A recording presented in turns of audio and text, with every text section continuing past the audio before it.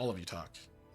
All of us all at once. That just is a terrible that's asking idea. for disaster. Resident Evil 6 is better than 5. I don't know. That's a hot take, and that's from somebody who loves Resident Evil 6. Not, even though everybody else hated it. When you're all being loud, it peaks your track, and so the audio just cuts off. Yeah, but I guess that's fine, because otherwise it would just be this. I can't normalize everyone to the same yet. I have to learn how to do that, so I will try eventually. But for now, oh yeah, they can see our faces as of right now. So oh no. And JB makes a good point, Sheva. So Sheva, yeah. Sheva. I mean, yeah, Sheva's great, but Wesker's kid's fun in 6. Also, you get to play as yes. The most memorable character of 6, Wesker's kid. Hey, look, nobody knows his actual name except for like me, probably. So it starts with a J, doesn't it? Not a vote for his popularity. Anyways, I think he's a fun character to play, and also you get to play as Shelley Birkin, which is great.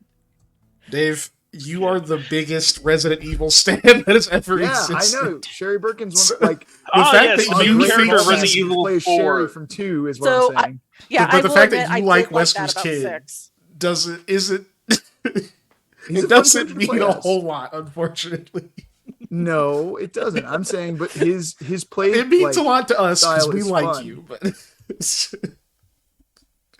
main character of Resident Evil 4, like Ada simp. Like you have already openly admitted that it's really difficult for you to dislike anything in Resident Evil. Yeah, it is. So. I am very biased, and I'm going to acknowledge that. I was just saying, he's a fun character to play as. We just need them to release like the most objectively like god awful shit-tacular Resident Evil game. Get Dave to play it, and then make a game where he has to defend it against like specific critique. JB asked if you like the RE Netflix show. I haven't watched it. After you answered it. I would like to. It's 20 minutes, and we had technical difficulties. So if we can get going, I'd appreciate it. They weren't difficulties, okay. Anyway, they were experiments. Yeah, it is almost 9:30 though. So, yeah, we can probably start. Can we? I think everything is fine now. Honestly, I gave up on them making like Resident Evil things that aren't the like animated movies they did, because those are really good. The like CG movies and stuff, those are good. But like the Resident Evil like real movies, I hesitate to say, but like the ones that they made in Hollywood, not good. Or as far as Resident Evil, like they're fine action movies or whatever. Not good. Except the third one. I literally fall asleep to the third one every single time. That's what happens to me. Resident Evil 3, I can't watch it. I just pass out. It's so boring. Yeah. It's the most boring explosions I've ever seen in my life. Is that the desert one? Yeah. That one's by far the worst one. But I've never seen so much JP, I think you're a liar. Explosions, blood, and combat, and just been like, I can't wait to nap right now. Like, this is the second one's the best. Yeah. I think I kind of liked the first one the best, to be honest. I like the first one the best too, but also it's the one I've seen the most. So. The second one has Nemesis in it. Nemesis is cool. Anyway, Dave, recap. Yeah. Recap time. Okay. So last time we woke up in the like big room with the statue and the smaller statues, but the big central statue that we had our big fight in. But we couldn't remember why we were fighting or who we were fighting or any of that stuff. We remembered everything that led us to this point, but we didn't remember anything that specifically revolved around like the fight and the person we were fighting and anything that had to do with them throughout the whole thing. So we decided to investigate to find a way out. First, we just kind of looked around the area, and I was like talking about how I thought some statues looked different or whatever, but we didn't really see anything. So then we went to go investigate down the hallways. We found this old like kitchen that had a water pump in it and didn't look like it had been used in a while. And there was some plates and some places to sleep and whatever. I found a chest full of a bunch of valuable stuff, and I just closed it and walked off because I was like, this is probably the Storm Wardens, and I don't want to take their stuff because they'll be really mad. So I'll just leave this here. I was also very suspicious that the chest might not just be a chest, that it might be like trapped or a mimic or something. So, what? What? Hold on. I'm holding. Look into my eye. There we go. I fixed it. Go ahead, Dave. Okay. We were all panda for a second there. Oops, all panda. Oops, all panda. It's a new cat. I misclicked. Anyways, Go ahead. So yeah, we were. We didn't find a way out though. Is the point, right? Then we went to the other side. We went like west. We went down that hallway, and we found another room that was covered in dust and looked old. And I found some bins and a desk with some really nice parchment and some ink. And there's bags of diamond dust and some magic scrolls. And one was magic missile, one was banish, one was mount, one was cure light wounds, and another one that I couldn't identify. And then I left all of the gold and money because we shouldn't be taking stuff. But I was like, hey, my two companions here are about to die. It's probably worth the risk to grab this one scroll of cure light wounds. It'll be okay. We kind of had words about the whole thing and on who should get healed and all that kind of stuff. And then I flipped a coin and was just like, we're healing Sam. But I didn't have enough wisdom to cast the spell on the scroll because I am not a divine caster and wisdom is not something I need. So it didn't work. At around this same time, Sam manages to disbelieve this dust because apparently it's an illusion, but he can't seem to convince myself or Lamia that the dust is not real, even after he licks the dust. I don't know why that was supposed to work, but yeah, he just licks the dust and is like, see, no dust. And we're like, no. So while he's trying to lick dust, I just kind of wandered off and found some statues holding mirrors and accidentally activated their divination abilities to see the Storm Wardens. Victorious in the cave that we were originally in when we were held prisoners, a strong word, but held prisoner by Bardat. And, you know, I was like, hey, come look at this. So I grabbed Sam. I was like, I need to see if this works for somebody else. And he looks and sees Ginger at the Storm Warden's camp. And then Lamia doesn't want to look in the mirror necessarily because it might be dangerous or something. And I licked it to prove it wasn't dangerous. I don't know why that would help. But so then Lamia used the mirror and she sees Hattie and Rahala trying to escape. And she can speak to them through the mirror and tells them to run. Let's see. And then we find in the center, if we'd gone up the center path from the original chamber we started in, we found a big, cool looking marble statue of an Ulu warrior wearing similar armor to what Bardat was wearing, and he's holding a really nice halberd that is a real halberd, not a marble one, and it's very sharp, which I was very careful around because I was worried this was just going to fall on me for some reason. And then we also found a line in the wall behind the statue that was hopefully some kind of way out with a riddle about Mashani on there. And so we were like, oh, this should be something we should check out, but first I'm going to go down this other way to see what's over here before we try and get out of here. The riddle, by the way, was beyond this stone belongs to Lady Mashani. Remove it not from her power. Let this be a test of thy faith. Walk, but take thee no steps. Observe, but close thine eyes. Listen, but hear not. Follow thine heart, a wayward soul. So by the way, I found that. So in the other room, this room that was like a bedroom, had a nice little water feature, had a desk. I found a pouch, a really, really nice pouch with some magical writing on it that said the object inside this pouch fits inside this pouch. And I kind of figured out the writing's like a rule and a warding, and it's to establish the magic of the pouch. And then I decided to look in the pouch. And as soon as I look in the pouch, I noticed that nothing about this object is right. It is, but then it isn't. As soon as my mind figures something out about the object, it goes away.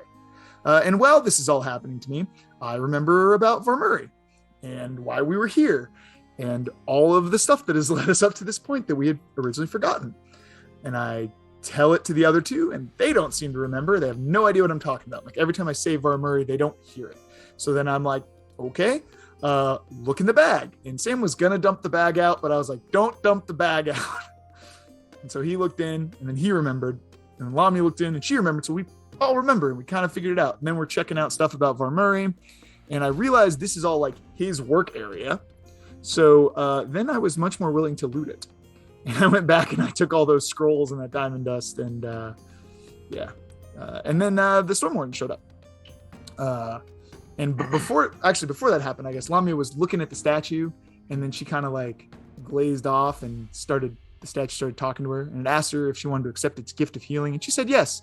And then a bunch of stuff happened with her where she had visions and stuff, and not all of it that I have written down, but a lot of crazy stuff. And Sam was like watching her the whole time, was like, your eyes were like red, and you were like, this is not okay. When he came back to me, he was like on the other side of me explaining this, and then I also backed up. We're like, are you sure you're not like possessed or something crazy? And that's actually when the Stormwind showed up. Yeah, they're demanding us come out or whatever. We go back to where the thing is behind the statue, and Sam can hear the buzzing again, and he kind of gets like the whispers and the voices again that he could hear before.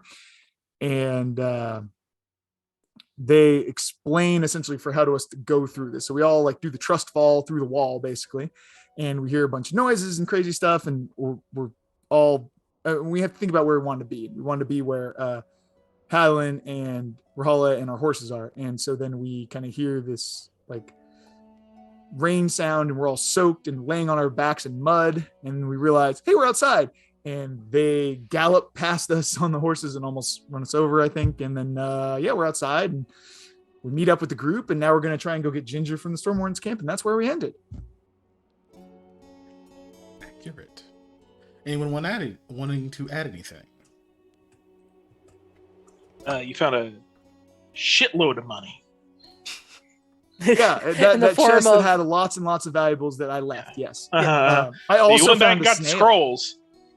The scrolls. Yeah, thank you, JB. I was going to say the cup and the paper and the ink. Oh yeah, also, I didn't mention the cup that you were intent on stealing. The ceramic cup that you needed to steal. Yeah, I took Valmurray's cup. No, it was the Stormwarden's It was cup. Valmurray's cup. You can say that all you want. I don't think they're gonna believe it, but that's fine. Look, I know I'm dead, but you could at least pronounce my name correctly. It's Varmuri. Var with an R. Who? Fuck you. Yeah. But yeah. Look, I don't remember no Varmurray, but I remember this Valmurray guy. He Bill was in Murray? Groundhog's Day. Yeah. Anyone else want to add anything else? No. No, that. Oh, I did find a kind of secret passage. I don't think that was mentioned. Oh yeah, from one wall, from the area on the west, like where the area that I found the scrolls and stuff was, through to the main hall. Yeah. Yes, But I otherwise, I do know how to roll R's. It's not one of those things that was super hard for me, which I guess I'm lucky. I don't know. Yeah, you are. It's got me so cannot roll far my in R's. life. I was gonna say, yeah, rolling R's is one of those things I can do really easily, but then you try and teach other people to do it, and you're like, I don't know how your mouth works. Right? Oh. Yeah, you just do an R sound, but you just like let your tongue like kind of have a sound. It's Waggle? weird. No. It's just like when you try and teach somebody else how to whistle. You're like, I don't know, you put your lips together. It doesn't make sense. Your tongue just rapidly punches the roof of your mouth. It's super simple. Yeah. All right. Unfortunately, it's another thing we could talk about. Weirdly enough, Rolling a R's. lot. Yeah, before that becomes just a million innuendos. Nope, never mind. Is it the same thing as like just the sound? Is it just the like if you're hitting on an attractive orc lady, you're just like that? Like, you know? I mean, that could go either way, but you know, why gotta be orcs though? But not related to a different campaign at all. That's exactly what I was thinking it'd be for happen on Panda. Thursday at all, yeah. You put one attractive recog lady in a campaign. All of a sudden, Panda's up here rolling That's R's. all you need. Anyways. Big strong one. But yeah. To get Panda's attention, that's all you need. Right. No, but yeah, that should get us. That gets us pretty well caught up. Do you kind of explain all of this that happened to Rahala and Hadeland as well, since you've got a few hours ahead of you on the road? I mean, we may as well. Yeah, we just decided not to tell them anything. Yeah. Should have done the whole recap in character. But I want them to shh. Nothing happened. We're going home. No, I will. And yes, we're I not will getting explain paid. all of that to them. Oh, damn it. Okay. Do you show them the pouch? Because they don't know who you're talking about when you mention Varmurray. Yeah, I will show them the pouch and have them look inside. But I will expressly explain that they are not to dump it out and that it needs to stay inside the pouch. And yes, in the Discord, I was toting Bill Murray as a band a while ago. It was like 2 sessions ago because we were talking about how it's spelled, and I said just like the band Bill Murray, except it's a V and an A. Sorry, JB posted something in our Discord. So yeah, join us on our Discord. Great band. Yeah, that was a far enough derail that it even confused me. My bad. Yeah. So you explained you have them look in. When Hattie looks in, she looks at it for a second and kind of closes it, but you can see that her mind is still like working really hard. Even after she closes it, and she's just like, I don't like what's in there. Or no, wait, I think I love what's in there. Except, no, I can't, but I do, and my brain hurts. It fits in the bag. It fits in the bag. Are you sure we have to look at this? I think that is dangerous. It might be a tad dangerous, but it's also quite illuminating. And Varmori had it? Mm-hmm. He was in his bedroom space. It illuminates things. I'll keep hold of it. No, not like light. No. You have a torch anyways. Rahala, before she looks at it, just kind of looks at the bag a little bit, reads the marking on the front. It says, now, before I look at this, it was just sitting in a room. Yep. Sitting in a room, in this bag, on a table. This inscription's a rule for like an abjuration, perhaps. Mm-hmm. Not sure. That's what it seems to be. I think I've heard of something like this. So everything you try to sign it, like the labels and such, they sort of slip off of it. It's all wrong. There's no way to describe it. Right. Oh. Except that it fits in the bag. She hands it back to you. Does fit in the bag. You're not gonna take a peek? Okay. If that's what I think it is, I don't think I want to know what you're all recalling. What the hell am I talking about? Of course I do. She takes it back. Looks at it for a second, closes it, hands it back. Fits in the pouch, fits in the pouch, fits in the pouch. That is an untruth. It certainly is not what you think it is. But also exactly what you think it is. Yeah. Mm-hmm. She just nods. Those are... I have notes on them, but I can't really explain it. But I can show you if I can get a hold of those notes again, which is likely impossible. Is she regular size again? I'm assuming. Oh yeah. Okay. Yeah, that spell does not last that long. Especially when it's a made-up spell version of it. Y'all were gone for hours, so yeah. They have both Chetla and Mix, correct? Mm-hmm. Yeah. Chetla? Yeah. Yeah, Chetla is correct. Okay, cool. Chetla got out of the thing. Yes, they were able to retrieve Chetla. Unwedge Chetla. Right. Well, Chetla was unwedged. They just weren't going to move forward. Yeah. Right. Yeah. But, yeah, Rahala just... She kind of just has this frown on her face. She says, how in the world was that just there? That place must have really been connected somehow to the Hollow Archive. Which potentially means... I think somehow Vart Murray is both known and unknown, but that's impossible. If you know who he is, he can't be unknown, and thus he can't exist in the Hollow Archive. Well, how do you know something that's unknown? You can't. That's what the thing in the bag does. It allows us to break the laws of truth. Because it doesn't adhere to those laws. So you're telling me there are known unknowns? And there are unknown knowns in this case, which is not something you should be able to do. Precisely. Right. And the fact that we have to interact with it for that knowledge to be reintroduced into our reality is perplexing. I would say the think, least.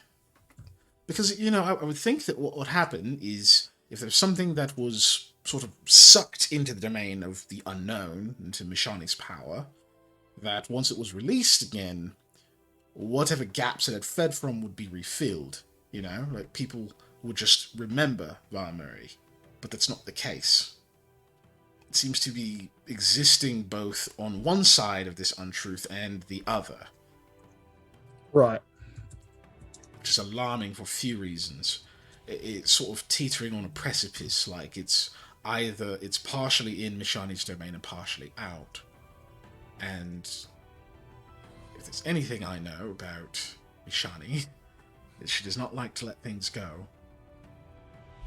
That could be dangerous on a much higher level than I think I may be comfortable with. It's possible my curiosity has just gotten the better of me, which is not uncommon. But all of that to say, maybe don't go sharing this about. Oh, I'm planning on putting it somewhere people are not going to find it. If possible. Definitely never take it out of the bag. No. It's why I've been very insistent that it stays in the bag. We take this out of the bag, it's just going to be gone. The bag is the only thing keeping this here, with the rule, at least from what I can tell from the abjuration magic that is this bag. Without this bag, this thing is gone. Or worse, it's not. It just won't fit the bag. Right, and it starts to tear the rules of our existence apart, so it needs to stay in the bag. Right. Agreed. Okay. Well, no, that's established. My head hurts. I suppose we just focus on getting back. Right. You're all in Saikan? Yeah. Yep. Yeah. We've got to make a pit stop before we get to Saikan, and then we'll be on our way back there. Right. Were you located somewhere else? Well, I was in Kashyyyk. Seeing as I had only recently crossed the border and was, making my way about and such before the whole captured thing happened. Mm-hmm. I had passed through Saikan once, and it was on my way back to Kashyyyk, actually, that we were attacked. And, well, the rest of the people I was traveling with were fine, but not me. Somehow, it got out that I would make a great ransom if they let the rest of the group go. So, here I am. Yeah. Well, now you're free. Well, once we Our get to hostage. No, I'm joking. No, I was saying once we get to I was about to smack you, Sam. there's no guarantees until we actually get to Saikan. We've got to get all the way there first, but I would say you're at least free now. So there's that. So. But she just kind of slumps, like she's finally kind of starting to relax. Eventually you all approach the camp of the Storm Wardens. You're met by a few women with bows, some with spears, a couple with swords, and one of them, kind of shaved head with just a kind of a ponytail that goes all the way down her back, pointing the bow at you, says, "Halt! How did you get here?" Well, we rode horses. Funny. How did you get here without the rest? We came back the way we already went. What do you mean? I don't remember getting word you were to be let past. I don't know why we wouldn't be. We held up our end of the bargain. They're busy cleaning up. You were supposed to receive word of when the deed was done,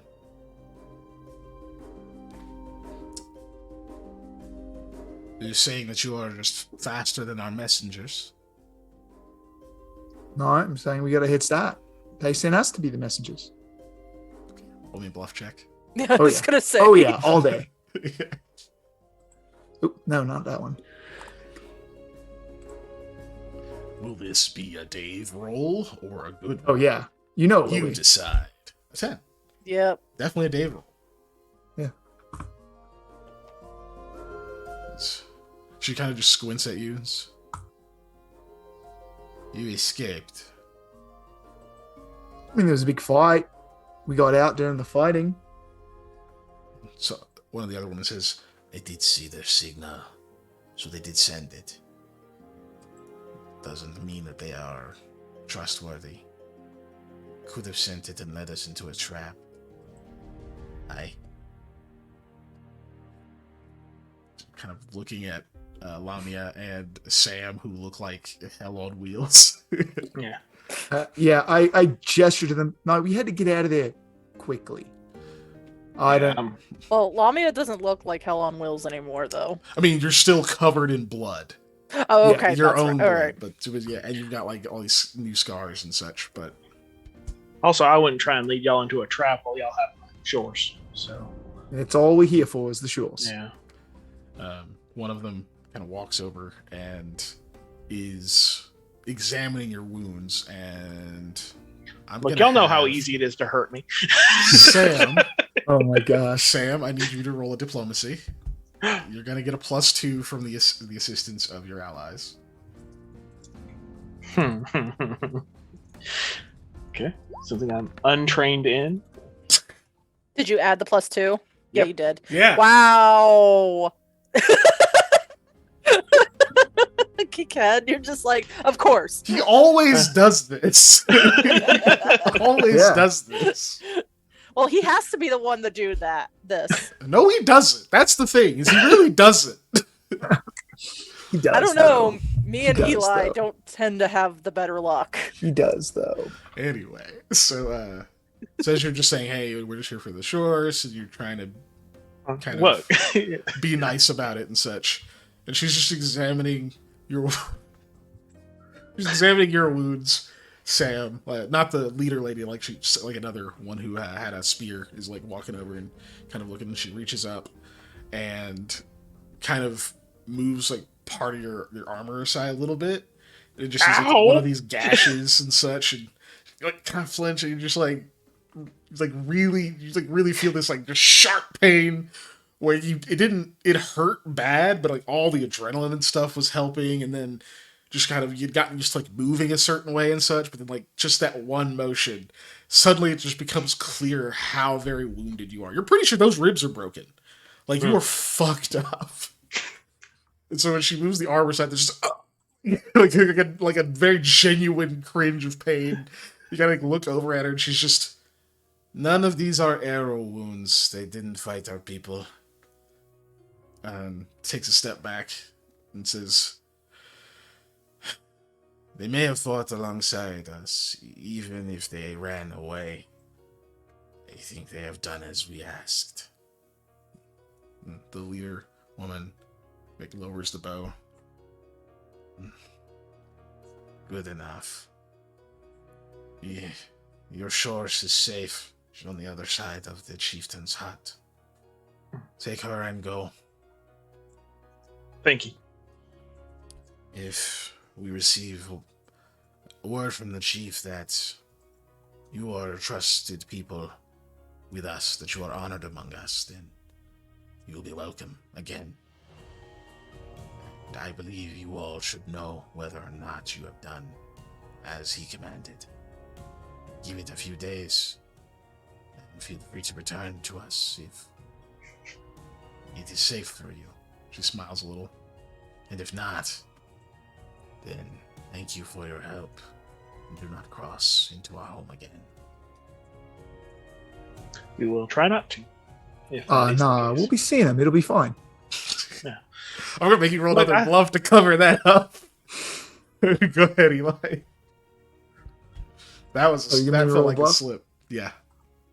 Why? I said everything will be fine.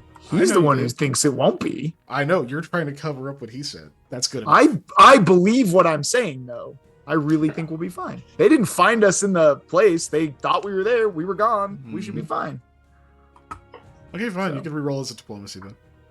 I mean, they're the same thing. Uh-huh. It's fine. Actually, I do get a bonus to diplomacy because I'm affable. That's not true. They are not the same thing. Then re-roll. Yeah, hold on. I'm checking what my affable bonus is.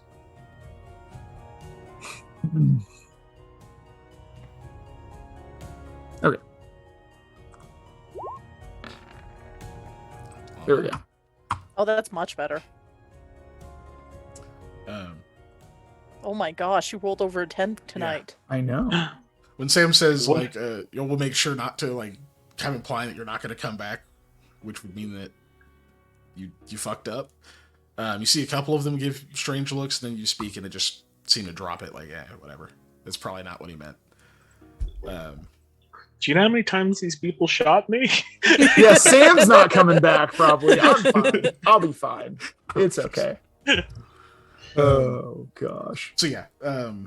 One of them kind of, a little bit further back into the village, sort of, raise a hand, kind of point you to where the chieftain's hut is. You go over there and see that a bunch of the children are over there brushing Ginger. These little bone brushes they've got, or these combs and other things. Some of them have worked out some the curls and kinks and things from just the wet, all the humidity and such. It's been messing with her wool. Yeah. You see they're kind of just kind of working on it a bit. They seem to be sort of having fun with it a little. She's kind of got a little bit of a hairdo going on, but they see you coming and they all kind of look over and immediately just sort of break and scatter. And it's you and your shores. I give her a big old hug. She gives you a nuzzle and kind of starts walking around you a little bit. She kind of seems excited, but a little tired. She's probably been kind of anxious, so probably hasn't been sleeping the best. Yeah. Oh, but your wool's getting. Yeah, I don't feel well enough to do my accent, but I talked to her about, your wool's getting long, and blah blah blah. Just give her comforting words. Which I think we are caught up on the wool rolls. I think we are, but yeah, I think we are. Yeah, you'll have another one tomorrow. So you once again have Ginger, and assuming you guys leave immediately. Yes, please. Oh, yeah. Okay. We need to get out. So you head back to Saigon. A few more hours away. In fact, it is getting quite dark, and you can see in the distance. You can see the light from the city. It'd be a couple more hours travel in the dark to get there, or do you just make camp?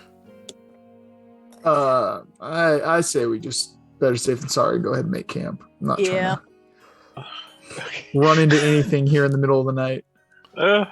Except more storm wardens, probably. You guys can talk about it if you're feeling. Yeah.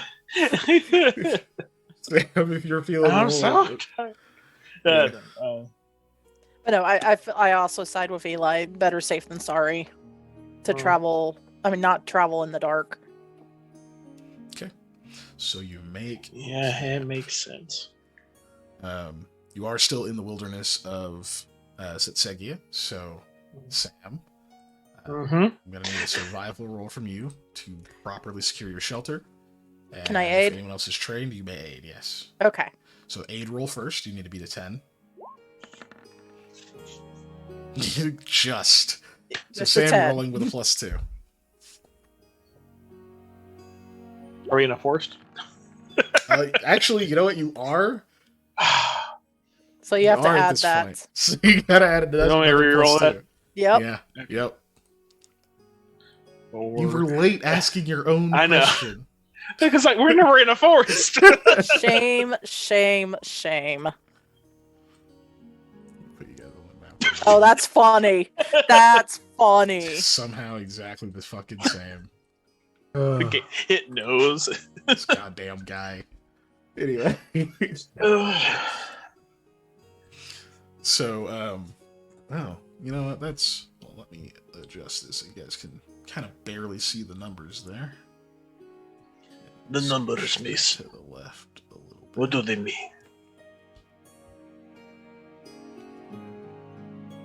There we go. That should hopefully be better. Oh, yeah, in the chat box, like the number was kind of eclipsed by the leafy the border. Inside.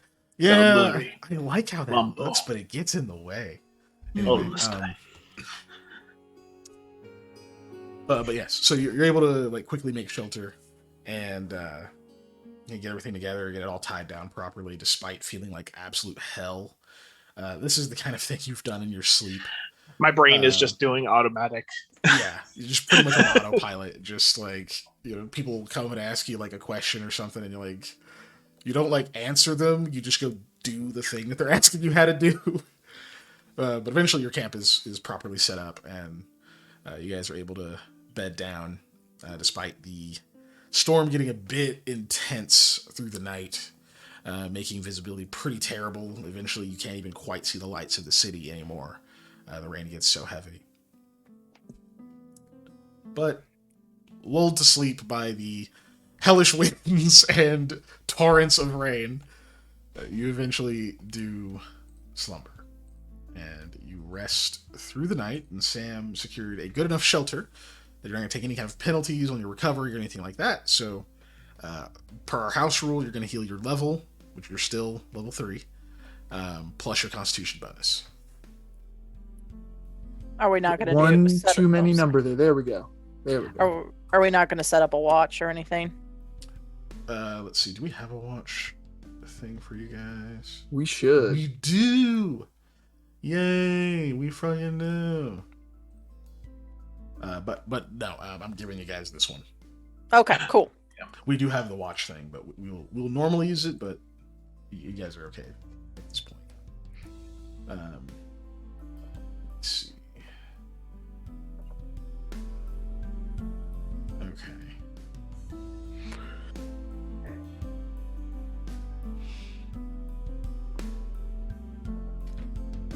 Lamia. Yeah. You're going to hate this. Oh, I get a dream. So you are having a very difficult time sleeping. It's every time you get just on the cusp of falling asleep, you start to feel like your chest is tight, like the air is like there's smog in the air, like you can't quite breathe. You end up having to take these big gulping breaths. Eventually your eyes kind of snap open and you realize you're just like trying to like get air into your lungs. You can feel that you can breathe. It's happening. It's working. It's fine. But it feels like you have to take in so much more air to actually oxygenate your blood. To the point where, if like a few hours pass and you're asleep at one point, but you begin to have like dreams that you're drowning or that something is tied around your throat and you're having like kind of claw at it, and eventually like wake up and get up and are kind of like walking around a little bit and like kind of had to loosen like the inside parts of your like your tunic and everything like that to just like make sure there's nothing obstructing.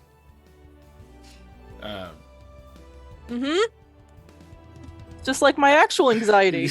That's why I said you're gonna hate it. You kind of snap to your senses at one point, literally standing outside of your tent in the pouring rain. Like you walked out into it without even thinking about it to like get as much space as you could.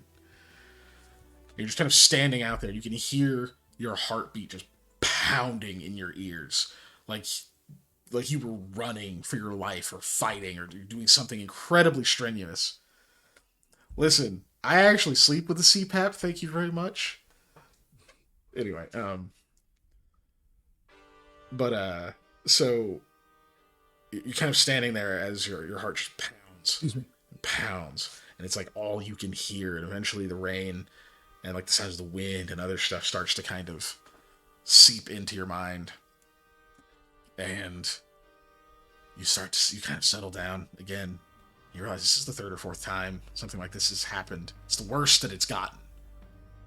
And it's been happening in little bits just as you traveled. Like, the further away you get from where you were, the worse this seems to get. And now that you're, like, actually at rest, not able to kind of, like, push through it mentally, as soon as you relax, it's like your body is trying to shut back down. Your old wounds are aching.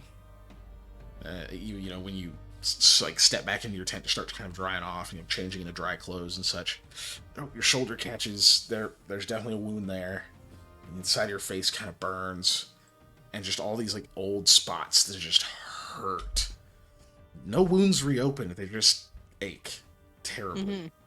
Mm-hmm. But you do eventually, finally, like kind of settle back in once you get warm and dry. And you kind of just try to like sleep through it, and each time you wake back up, you kind of have to go into this like meditative mode of like convincing yourself it's fine, and you close your eyes again, and eventually you wake up and there's daylight. The rain is light. It's very sparse. You can hear it just a little bit hitting the leaves and things in the trees. You hear birds chirping, and it's morning, and you're very tired. You are fatigued. All right. Oh But, my god. Sam. You did you sleep in a tent, or you had to like make a thing, didn't you? I had to make a thing. Okay. What thing did you make? Just so I know how to properly describe this. I don't have a tent. I think what I had done is I had basically rigged up a thing with my spear that I no longer have. So now it's probably safe for wherever I am. It's some branches that we have. I still have that improvised club, so I could use that. But using my winter blanket as basically a makeshift lean-to. Okay. So not very secure, not very good. Just to keep rain literally like off of most of my body is what it's for. That makes sense, yeah. Okay. So, you also hear birds chirping, Sam? Mm-hmm. As you're kind of waking up, and there's several of them on the branches, like above you, where you're sitting. And you kind of open one eye, and you hear like this beautiful bird song above you. And you look around, and you notice there's a little fox just like curled up next to your lean-to. Just totally like placid, just laying there curled up, kind of like the warmth of like your makeshift shelter there. And on the other side of you are a couple of squirrels that wake up when you do, and they seem to kind of watch you for a moment before they dart off to do squirrel things. Oh, there's a rabbit. Plot destruction. Oh, okay. There's also a rabbit in your lap. It's just kind of there. It's awake. Just curled up in your lap.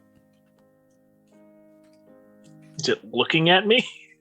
Once you look at it, yes, it does look at you. Yeah. You might want to skadoosh before it wakes up. It kind of I gesture towards twitch a little bit, and then it bounds out of your lap and hops away quickly. Fox wakes up and yawns, kind of walks in front of you, like looks at you curiously for a minute, and then bounds away as well. Good luck finding that squirrel. Man,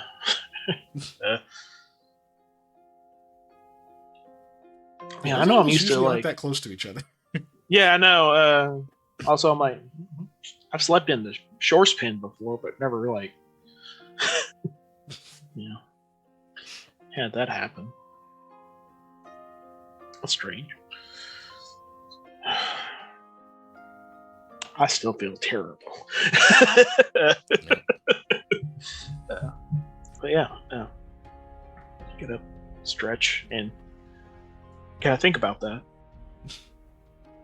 Yep, so while you're having your Disney princess moment, Lamia I was thinking it. I didn't say it. having the night from hell.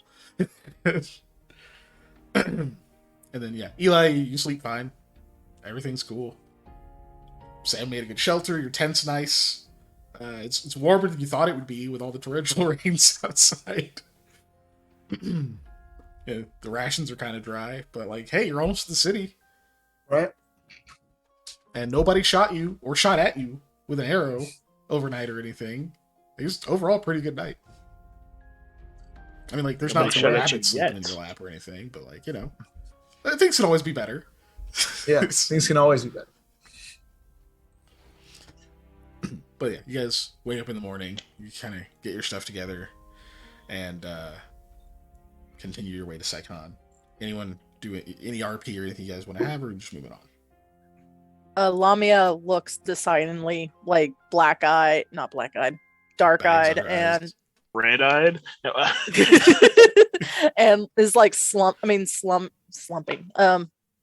like holding herself against Shetla, like close, so she doesn't end up falling off.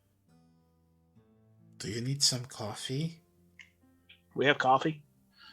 I have a little bit. Let's save that for when we get to Saigon. Coffee doesn't actually wake me up. No, but it's warm. I'm not feeling very cold, Hattie. Thanks, though. Okay. Are you hungry? No, I'm just tired. I know you were really beat up, so I get that makes you really tired. Tasty coffee equals joy. Yeah, that is correct, Ellie. So you guys eventually make it back to Saigon. Takes just a couple more hours out of the day. It's still morning when you reach the outskirts. I'll move you guys. What about the inskirts? And I'll take a chat. Do you always have to be so contrary? Of course he does. Oh, he just has to ask silly questions that he knows the answer to. You assume too much. The inskirts are the middle of the city if you're going by the definition of outskirts and using inskirts as its opposite, which is what you're doing. Now I can drink this on camera. And so you can be silly and I'll be pedantic and we'll fight. So you guys heading straight back to the office, or are you going anywhere else specific first? I'm going straight to the office whether or not they come, because I'm putting the bag somewhere safe. Okay. Yeah, that's fair. Are you all going with Eli, or do you have other stops you want to make or anything like that?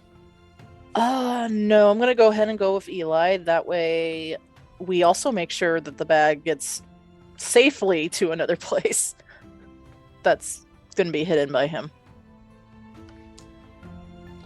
Hey, Rahalas, do you mind if I come with you for now? I don't really have a place or money. Totally. You can come, and if you do need a place to stay, I do have some space in the office that you're more than welcome to have. Yeah, I have a couch. That's true. In like the lobby. Yes, I have a couch in the lobby. But since it's my office, I could just lock the front door. That's true.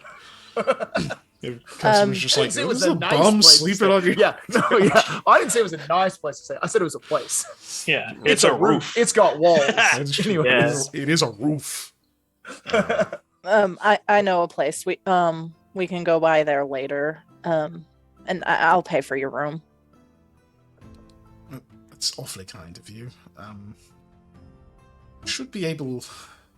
We'll talk about it later. Let's sort of get decompressed first. Yeah. So, you guys head to the office. Which is there on the map. Alright, so you get there roughly about 9 a.m., about 10 a.m. Actually, is probably better, or probably closer. Show up, obviously, Mayor has already been there, front's unlocked, and I'm assuming, Eli, you enter first, after you guys stable your horses and shorses. You enter. Mayor's at the front. He says, "Oh, welcome back." So he notices everyone else coming in, looking like absolute shit.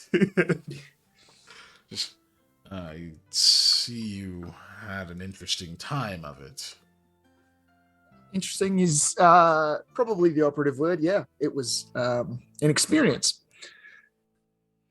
He looks alarmed. Says, Hadeland, come here. She says, "No, I'm okay. There's blood on this." No, it's okay. I got healed. She can always use more healing. You'll have to. I mean, there is a point where it stops working. But anyways, I need the safe key. Of course. Don't hand him the danger to key. his belt. Hands you a key. Yeah, I disappear into the back somewhere to put this in our safe. Have you already turned in the sword? Unfortunately, we didn't get the sword, but I'm pretty sure we lined up it going to its proper owner, if you will. A good deed done. Hopefully she was able to actually get it. Yeah. I jangle my bag. I've got some other things to hopefully pay the rent. That's good. I do have some less than optimistic news. Apparently the rent is increasing. Wonderful. But get settled and we can discuss business. Right, we'll worry about that later. So yeah, I disappeared to go put that in our safe. Okay. So like other papers and like random other shit. Kind of like move out of the way. You get that locked up. Kamek says, "Should I ask what that is?" I would say no, because I honestly can't give you a very good description of what it is. Does it go to any specific person? No. Understood. Very well. Whatever happens, anything, I hand him the key back. Don't empty it out of the bag. It has to stay in the bag. You can look in the bag. I advise against it, but don't let it go out of the bag for any reason. So just, if you need to get in the safe or whatever and you're moving it, it's tucked way back there. It should be fine, but sit. He says to the rest of you. Yeah. Lamia goes and collapses in one of the couches. So there's no sword then. Would you like me to report that to our our current employer, or is that something you're going to do?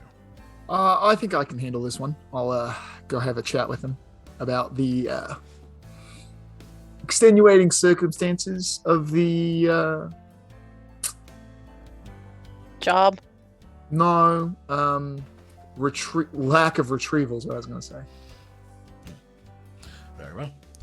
Then I will leave it to you. As for future jobs, I'll be wanting to schedule in a gap of services for the time. A rest period. I mean, just need a couple days to sort out the ending of all of this, and then I'm good to start work again. Look at the other ones. If you all want to stay on, your input is also welcome. Mayor is mostly looking at you, Sam, since you still are clearly wounded. Hi. He's kind of doing the 1,000-yard stare. What? I think that one may need to visit a doctor. Probably. I got a cup. And a fine doctor, I'm sure it will make, but we may leave this to the professionals. Yeah. The cup's good for taking the medicine. You got to go to the doctor to get the medicine. Oh, yeah, no. Sorry, I'm thinking real hard. Right now, that's taking all of my. And he just trails off. He doesn't. I can take him to a doctor. I feel fine. You should also get yourself checked out, Hattie. Here, I'm gonna take some money out of the treasury. This is 30 gold. It should be more than enough. Just bring back whatever's left, obviously. And I leaned into Haddon and I was like, and make a detour for some pastries or something. Okay. She grins. Takes the money. It's all right. Come on, Sam. I need to get you looked at. She'll lead you out of the office for now. Yeah. And let's see. Lonnie is resting. And yeah, Mayor says, did you want to discuss some of the recent events now, or would you rather do that in private? No, we can go ahead and go over it.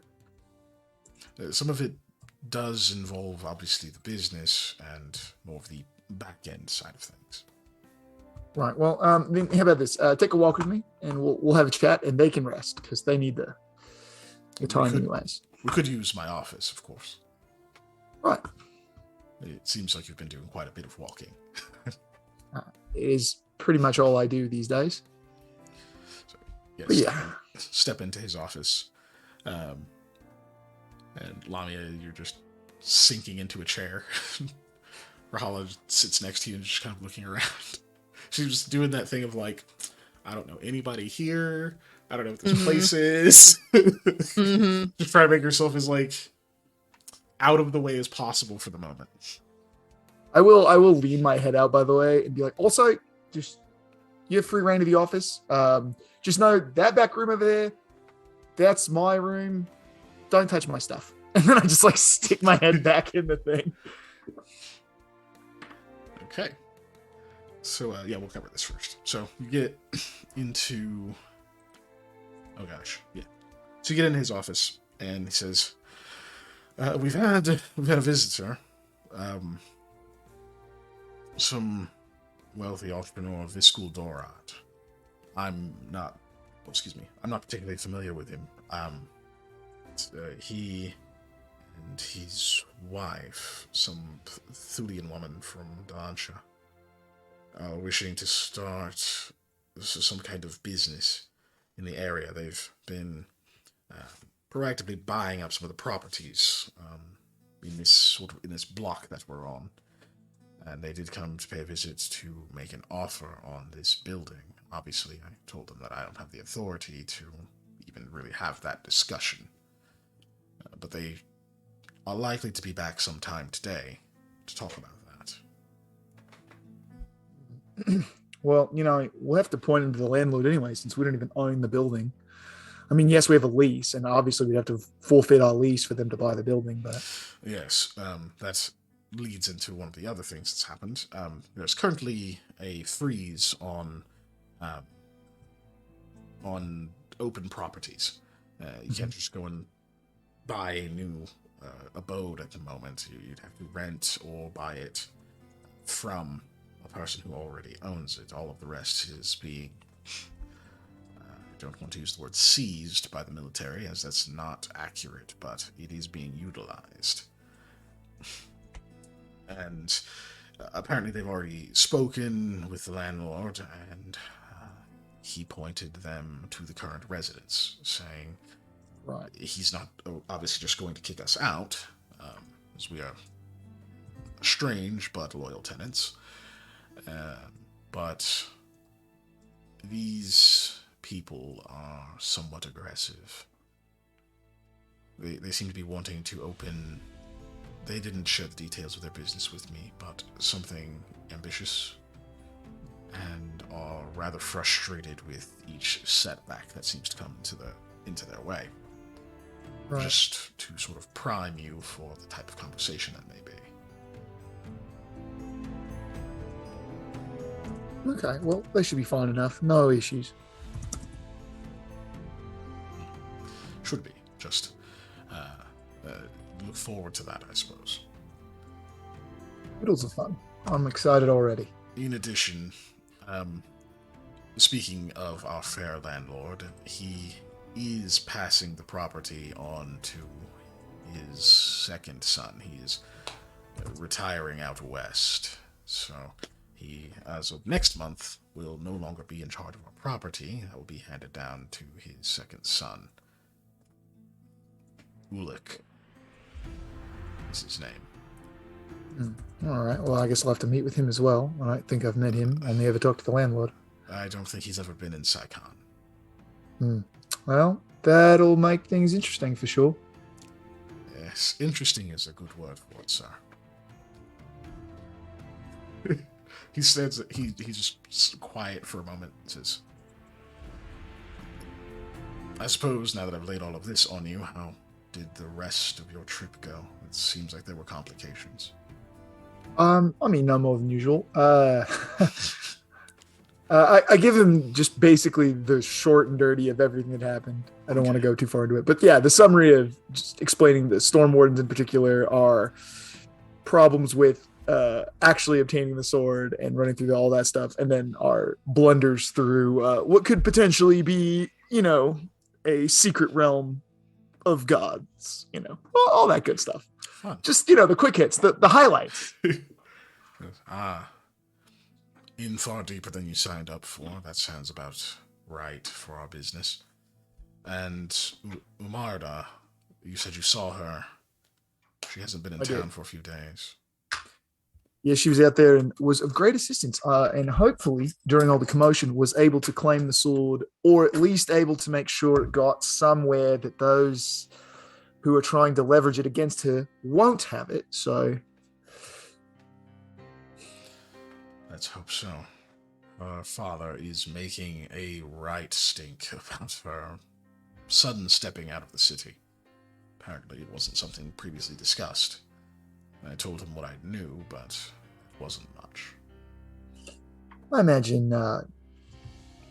not discussing things is pretty high up on her list of to-dos generally. She doesn't seem to be much of the plan ahead and check for permission type of person.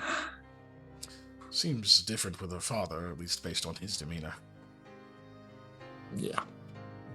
But it's possible you'll see him when you go speak to the Lebrat family. Is definitely possible. Well, I'm sure he'll have questions that I won't have proper answers to, but that's fine. If that Dorat man comes back, would you like me to come find you? If you would, yeah. So we can hopefully get this all squared away. Excellent. Where should I check? Was that a small notebook? Asking where he should look for you if you're not in. I'll either be talking to the clients or very likely at whatever that pub was we went to the last time, because I can't remember what it's called, but the Second Moon? Is that where you guys were? Yeah, on the outskirts of town. Trying to see if I can run into Amada again. So, understood. All right. Well, that's all I had for now. I have a couple of errands to run, but I'll be back very shortly. Keys if you need to lock up, and I have my own to get back in. Will do. I'll be here to hold down the fort. Nods. Steps out. So, while you guys are having that conversation, Lamia. Mm-hmm. While you're sitting out there with Rahala, she says, so, do you know of any, theaters in town, anything like that? Well, I will admit, I came here from my hometown and then got hired for this job literally on the same day, so I haven't had a chance to explore. So you're not local either? No. But, if we get any downtime, I'm willing to try and take you back to Kasig, if that's where you wanted to go back. I don't exactly have family there either. My family's all the way in Gurga. I'm definitely not supposed to be here, Mm-hmm. No, it's fine. I don't want to go back there anyway. Okay. I'm sure there's some kind of theater. Yeah. No, just earn a little bit of money. But I'll find a way. At least I'll try. And I suppose if I can't, I'll have to get myself into trouble again. Lamia will laugh and then just take out 15 gold from her backpack. Like, okay, well, here's at least a starting point. She looks at it for a moment and looks back up at you. You really don't have to. I can make my way. Yeah, but you know what? Sometimes it's just easier to take the don't have to. Well, if you insist. I do. So much easier. Okay. I also That way, if you get lost from us or something, you're able to definitely make on your own. need to get to a tailor and a hairstylist. She smiles. I'm kidding. Well, I do need to get to a tailor, but still. She like motions at the kind of torn up, ratty dress that she's in now. This won't really do for getting a job or anything. There might be a dress here. When Hattie gets back, you can ask her. She apparently has like a bunch of odd and weird things she just has in this place. May. And so you work here, right? Mm-hmm. Was this your first job? Oh, no. I mean, I will say this was my first job with very magical things. Your first job Eli. here. Yes, it was. It's a hell of an experience. And you're going to stay on? Yeah, actually. Really? If I'm allowed to. Yeah. Wow. My... Right. She is smiling when she asks. I have a goal. And that's to be better than my dad. And he has told me so many stories. Fantastical things that I never thought was possible. And you know what? I might get there here. She has like that expression that like she really wants to say something but is not. She like holds whatever it is back. She kind of leans back in her chair.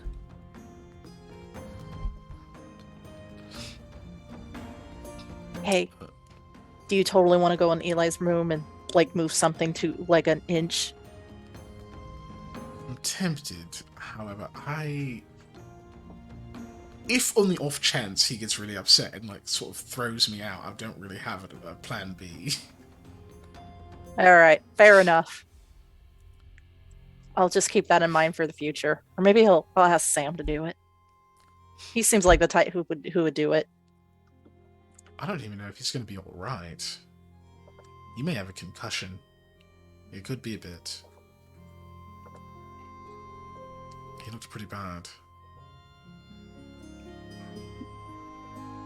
Yeah.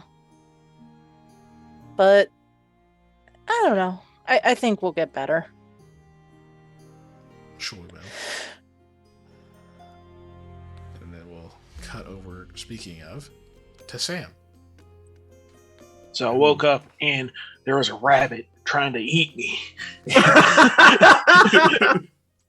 I don't think it was trying to eat you. They were keeping me warm for the bear that was coming. They're herbivores. They eat plants, and there are no bears out there. I know damn well a fox will eat chickens. We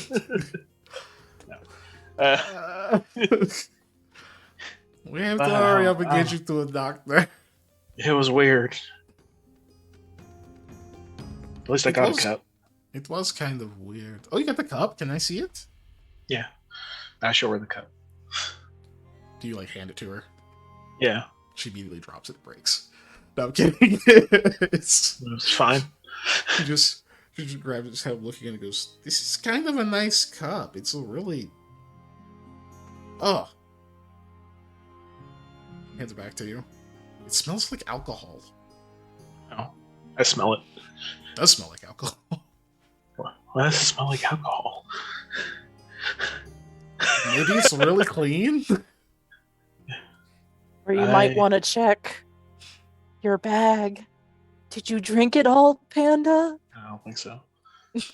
Also, Hattie has it, but I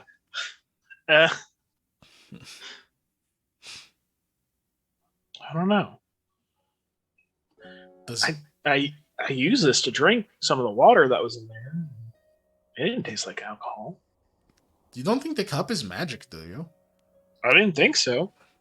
You have some water on you? Yeah, she takes a water skin. Or actually, she should be using a canteen. Hold it out so she can pour some in there. Fills about halfway. I smell it. Still smells a little bit like alcohol, but it's very faint. Like if you're like away from it, you don't smell. You have to like really kind of try to be. I take a sip. Water. Like water. No. Anyway, it's just not very clean. Like very fresh water. Yeah. I don't know. I'll have somebody look at it. I wasn't going to give it to you, but now that it might be magical, I might want to get it checked out before I give it to you. Oh, definitely. I'm not worth that kind of thing. Those can be expensive. Yeah. Are you feeling a little better now that you're not out in the wilderness? I'm just glad Ginger's okay. I'm glad all of you are okay, including Ginger. But I was really worried. I mean, yeah, I'm glad everybody's fine, but I was worried about her. Of course, I'm glad that you're fine and Eli's fine. Just open a door to a clinic. As you guys walk in, she says, "Yeah, it was pretty scary for a minute." And a looks like a Vishkanya woman greets you guys immediately and says, "Welcome. This is Dr. Verdar's clinic." No. This is Dr. Verdar's clinic. Both of you look to be recently wounded. You definitely seem to have the worst with me. Would you mind having a seat? Are you going to be okay for a bit? She says, "I'll be fine. Take care of you. You come with me for a moment." She kind of leads you sort of to like the back area. You can hear like a couple chairs creaking back there. There's a like light conversation happening behind a curtain, like a partially pulled curtain. There's like a little gap for you to walk behind it. And she leads you back there. You can see a kind of an older demi woman back there. It's like in a wooden chair, kind of talking to appears to be a young Vishkanya child who's got like his forearm kind of bandaged all the way up, and he says, "All right, now remember, the main thing that you have to worry about with fire is the fire. It's all hot. All fire is hot." I know. Okay, you have to be careful around it. Now, I'm not going to tell your parents that you had to come here, but they're going to see your bandages. You're going to have to explain what you did. I know. Okay, so don't lie. Just like you shouldn't lie to doctors, because it's important we know what happened to you. You shouldn't lie to your parents, because it's important to them too. Okay. All right, now go home. Okay. I don't have any candy. You have to go home. Okay. See her like slip like a small wrapped piece of candy into his pocket and like kind of pat him on the back. And just runs off. Just, come. She stands up. Yeah. Like go to greet. Pulls this like cot like all the way down. It's just up here. Just kind of helps you. I'm assuming. Yeah. Okay. Just looking at you, you have been in a fight. You weren't gonna assume I fell. No. Onto a pile of swords? No. Yes. Fixes a pair of glasses on her face. Okay. Initial examination, I'll try to be gentle, but you're going to feel some pain. The armor is fitted, so it's going to be a little personal. It hurts when I do anything. I imagine. Puts on some some gloves and starts to kind of remove the armor and such. Takes a little while. She seems to have a very good bedside manner. She's kind of talking to you while you're going through. She's not asking you a bunch of what happened, only just like she's like, this is a blade wound. I'm assuming. How long has this been here? You got it today. Okay. Got shot with some arrows the other day in the back.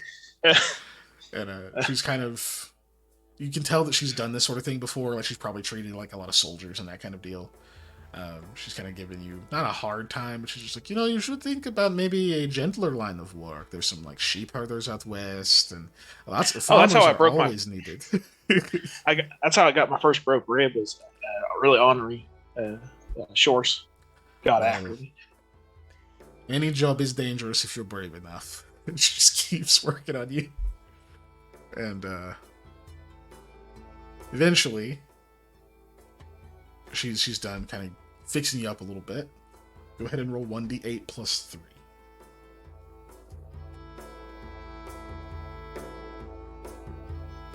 1, 8, 3. So you counted it very much, or you said it very much in the count. So you gain 4 temporary hit points, and while you're kind of laying there, and she sort of gets and says, "Look, this is about what I can do for now. Some of these are fairly extensive. These ribs are cracked, and I have properly reset your shoulder. It did come out of socket, and something you did put it back, but not correctly. There's a lot of swelling. There's bruising here." And she just like goes in this litany, like reading you like an itemized list of all of your injuries. Some of which aren't even from like fighting; they're just from like traveling. Like you've got like bruising and stuff like in the backs of your heels, and like some like saddle rash and other shit.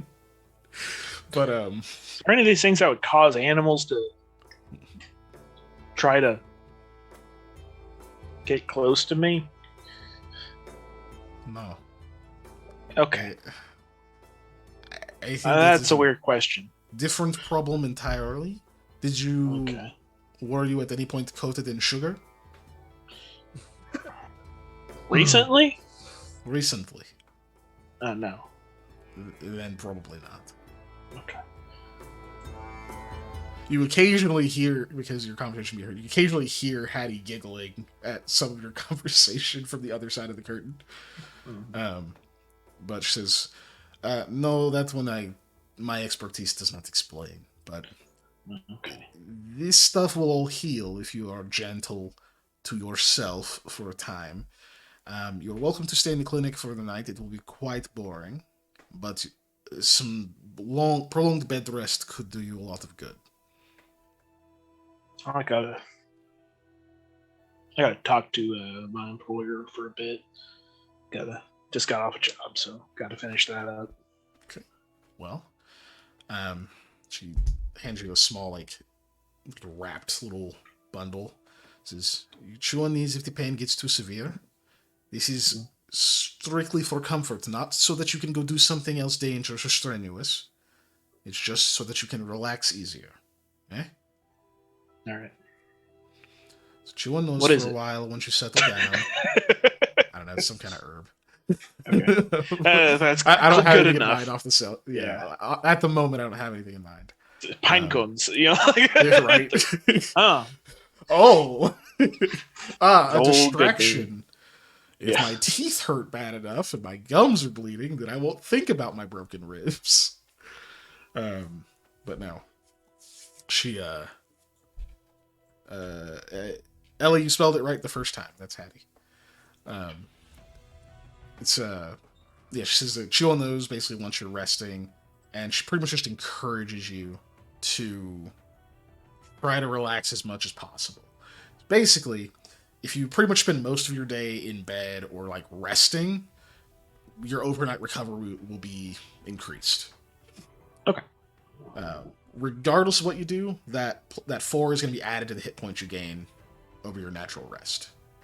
So right now it's temporary. So if you get beat up or something and you lose it, then it's just gone. But as long as you have that by the end of the day, we're you get to add that by on top. street snakes on the way home. Like, right. Crawl up from the gutters. Run to some like a Yakuza random encounter. Yeah, that's exactly what I was thinking of. Honestly, guys, no. Yeah, I'm trying to bank my cash. I'm gonna beat you up for no cars reason. But or no. postage signs to smash you with. I'm gonna beat you with this horse. No.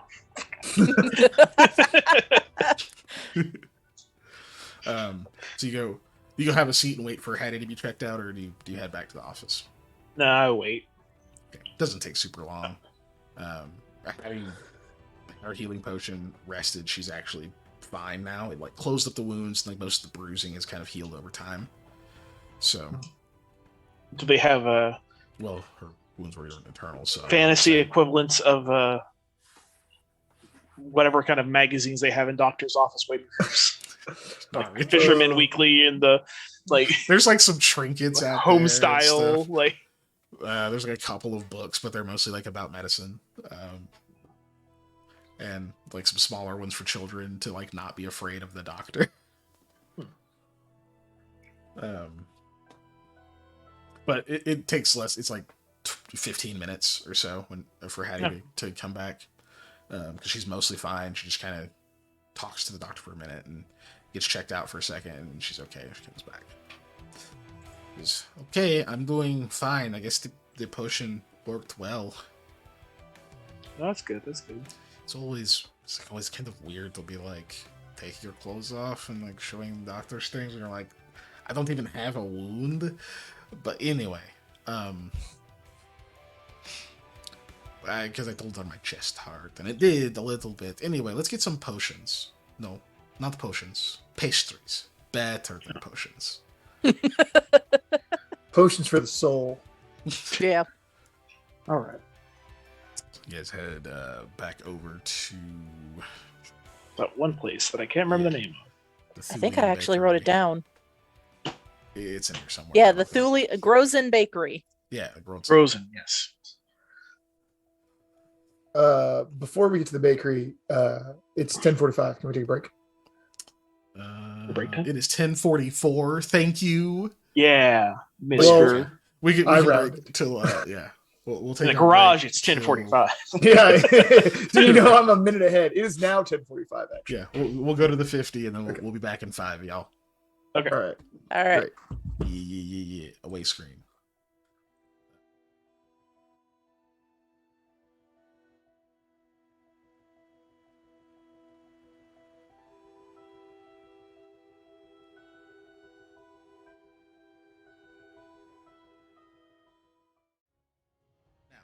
Back on screen.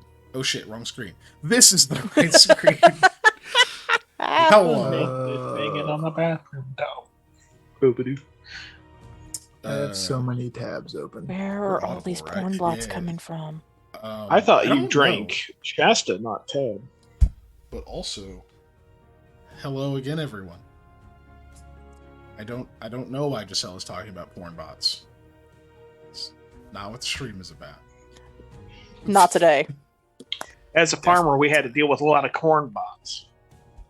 What? What? Corn bots. That's what he said. It's not true, but that's what he says. Yes, we are back.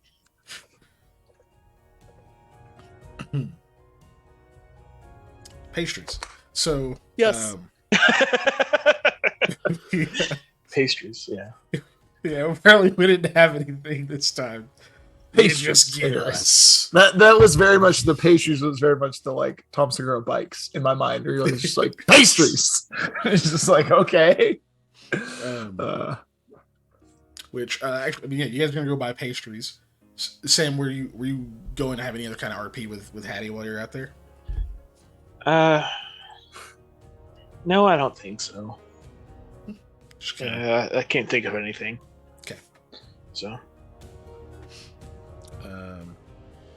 Yeah, you guys just go out there and get pastries. She seems to be in a very good mood. Seems like much more positive. Seems to be pretty energized by the fact that you're back in the city. we will move back over.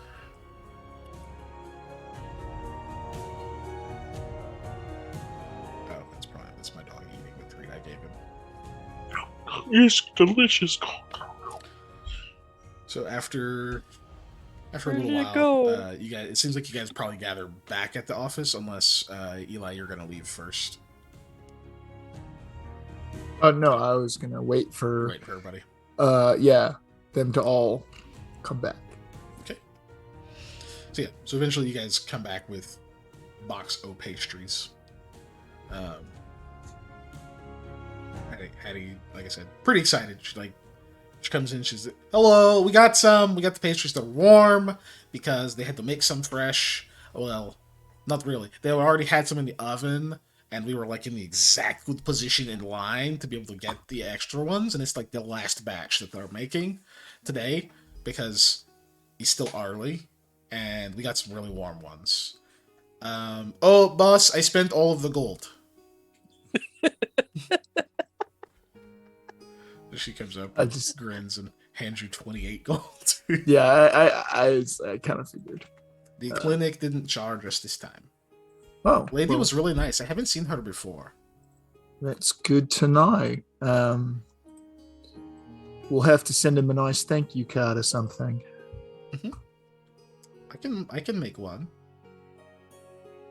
I have a lot of little like trinkets and some stationery, and I found some really cool colored dye that I put in the safety pile, which is the pile that I make of stuff that can break. So I could use. Speaking of that, I also pull out the paper and ink that I stole from Varmuri stuff. Yeah, and I will give that to her, and I'm like, "Oh, you can also use this, and put that in the supply area when you're done with whatever you don't need." Okay. She'll run off to go do that. Eli, are you good at figuring out if things are magic? I mean, yes, I can detect magical auras on things. All right. Did I already have him do that to the cup? No. Okay. I produce the cup. I cast detect magic on I said took cup. this from. Well, I cast detect magic on myself, and then I look at the cup. But the cup does have a magical aura, and as you stare at it, you begin to decipher that there's something to do with transmutation on this cup. Okay. I'm just kind of going to be like, so it's got transmutation properties on the cup. How strong is it? Like, faint. Can I tell? Faint. So it's pretty faint. It's not like a super strong, So I should stop Cool. drinking out of it. I mean, it depends on what it's transmuting into. What it could be good for you. I don't know. Well, I don't know. It turns water into water. Water into water. That sounds like a cup, mate. Well, it smells like. Do you smell it? Smell it. Oh, I will smell it. It smells kind of like alcohol. Like, it smells very clean, but there's like this alcoholic tinge to the scent. Okay. Well, here's a test. So I take some water, pour the water in the cup, drink the water. Tastes like water.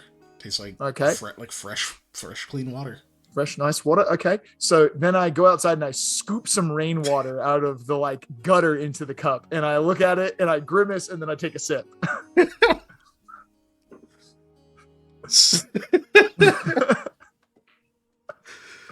I approve of that way of testing. You take a sip. It's how do you lie down? Tepid is a good word.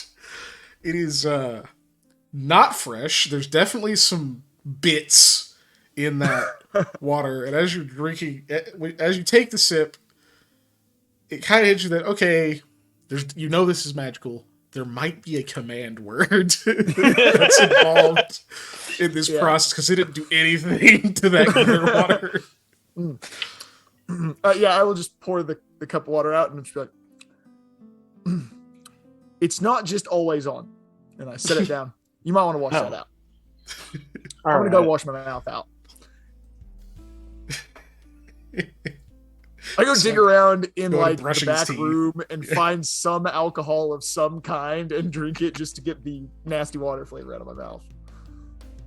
Yeah, you could find something. I'm sure, like a little bit of vodka. There's like some rum that Hattie hands you that she didn't like, out of the booze pile, which is mostly just like mostly empty bottles of alcohol. You said you had a really important safe. A really important. Yes, I've got a safe. Mm-hmm. Can I vote to put the storm in there? How are you gonna research how to make more of it if it's stuck in the safe? I know it by heart. Do you want to know the safest place for that in this place, though, is actually in Mayor's office. He's not there, but when he gets back, we'll hand it to him and tell him nobody needs to drink it because you want to keep it safe. Well, unless also would know Mayor for doesn't emergencies. Mhm. Oh, okay. Yeah, you also know Mayor doesn't drink. Yeah. So that's the safest place to keep that in this entire office. I mean, the safe is probably the safest place, but the other things in the safe won't be as safe if we put a bottle of liquid in there. Because there's a lot of paper goods in that safe that I don't want It'll be fine. to possibly have a bottle leak into or explode. Oh, God, we need to coat it in wax. That way it doesn't Just in trust any me. way. You can put it in Mayor's office. It'll be fine. I gotta get some wool, wrap it in wool so it's protected from impacts. Hattie goes back. Ooh, what does the cup do? We don't know. I don't know. It definitely doesn't do anything just sitting there. You drink gross water out of it. I definitely drank gross water. That was probably not the best way to do it. Well, what other stuff could it do? You'd think I would have learned the first 2 times we had a magic cup, but no. It's still the best way to check it out. I think this is number 6. Is there only okay, so I know as a person who lives in Oklahoma, the whole water into wine thing of Christianity and stuff like that. Yeah. Is there any equivalency of the gods in Hayethe? That is common knowledge for Samuel. Funny you should say that. Particularly you should say that.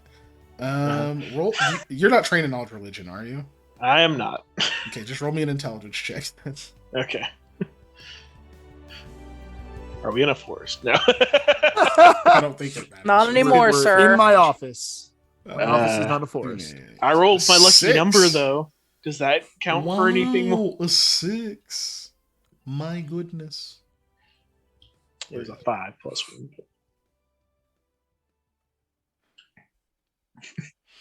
No. Hey, just remember, me and Eli's wisdom saves like that are basically like that. So don't feel bad. No. Except we don't have a +1. No, actually, the DC was just 5. This is not. This is like super secret knowledge or anything.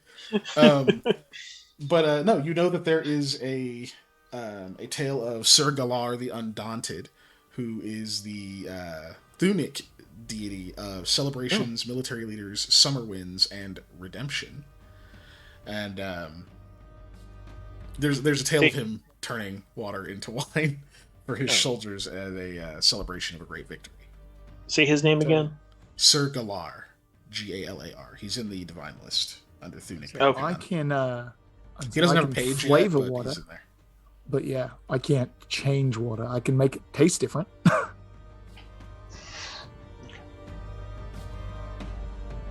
Oh, I meant to ask you way earlier, Patrick, but do I that temp HP is gone now, right? Yes, it is gone. Okay. Just making sure.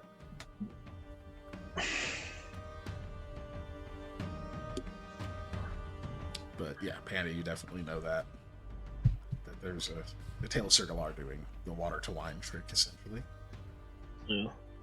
Oh, offhandedly mention that. Well, I'm not exactly Sir Galar to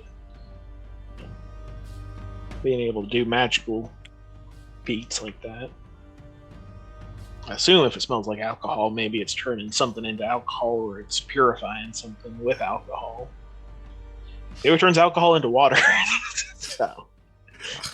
Yeah, Eli, if you want to, you can try to make a spellcraft check if you're going to keep fucking with the cup and like trying to decipher its magical aura to see if you can figure out the command word there. I will certainly go ahead and give this a spellcraft check, or at least to see what it's supposed to do. It actually would be use magic device to try to activate it blindly. No, well, I'll use spellcraft first. Yeah, this is to identify what it does. Device. Yeah, then I'll use magic device to see if I can blindly activate it. Excellent. So you believe that this cup has an effect similar to purify food and drink, but specifically to drinks. That it can indeed turn a liquid poured into something potable. But it does obviously have a command phrase or a command word. Right. So you can try to activate it blindly with a use magic device check. Of course, that involves putting, to know if it worked, that involves putting more non-potable liquids into it. I'm doing it again. Okay. No fear. Let's go. So okay, since you're willing to go all the way in on trying to do this, I'm going to give you a +2 to this. Okay. Use magic device here. 7, so it's a 19. I can see the D&D post now. It's like, how'd your main character die? Right. Oh, we got dysentery because he kept drinking shit water. That is actually, you're gonna have to reroll. I was missing a bonus because you know the effect you're going for. I was gonna give you a total of +4. Okay, so plus total 4. +4. Let's see. I should roll lower. Oh no, actually. Hey, there we go. Okay.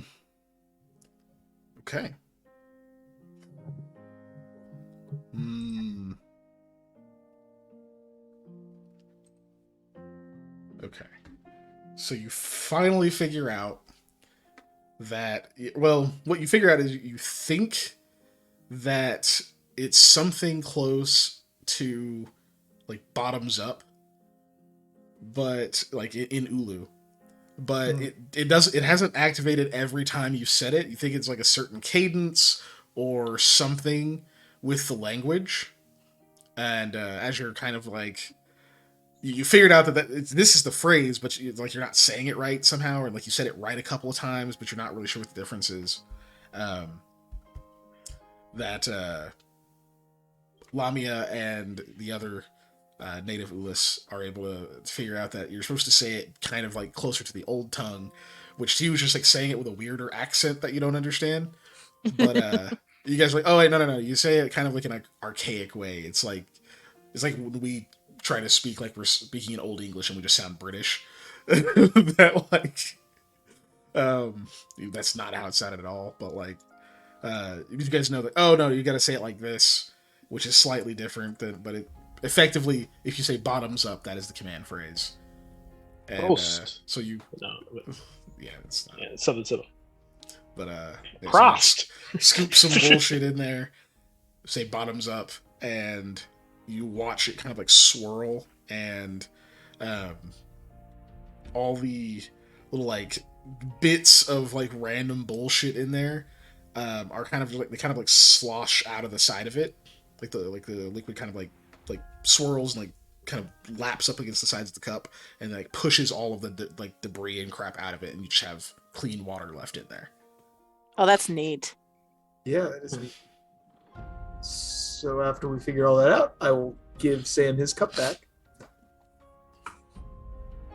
Cool. Yep. I don't know what I'm going to use it for. Yeah. That's an excellent survival tool right there. It is. And so do you think there's any way possible that Umarda has made her way back, or? I mean, I don't know. She could be back already for all we know. She has a habit of not being found unless she wants to be. Plus, we have to talk to the people who actually hired us for this job first. If she wants to come chat with us, she'll come chat with us. It's up to her at this point. Great. I love giving bad news.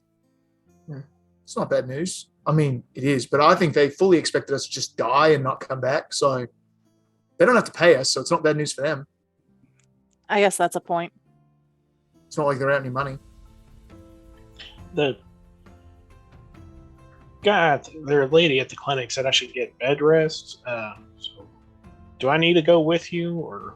No, I was just gonna go chat with them on my own. You can stay All here. right. You can crash on the couch if you want, or I'm gonna I do can that. give you a couple silver for a night at an inn if you need a good bed. I was gonna say you can what's her name in my head? Rahala, you can take Rahala to where we stayed the last night. Oh, that's true. I do. Yeah. I'm gonna I'll go do do shopping that. before that. I sort of need to get clothes, like I said. No. So yeah, I'll be all right on my own. I can usually find my way around pretty easily. Do you need someone to walk you to the inn? I mean, he might. Look at him. He kind of thinks for a second. I'm gonna. What time is it? Like even noon by now? It's not even quite noon yet. Cool. I'm still gonna go take a nap on the couch because I don't have to do that till later. Like, Right. I will. I'm just gonna be here. Make sure to give Hattie some money since I'm gonna leave. I'll give her like 5 gold and be like, just in case they need anything. Both of them. I point to Rahala and him. You can just take it out of that.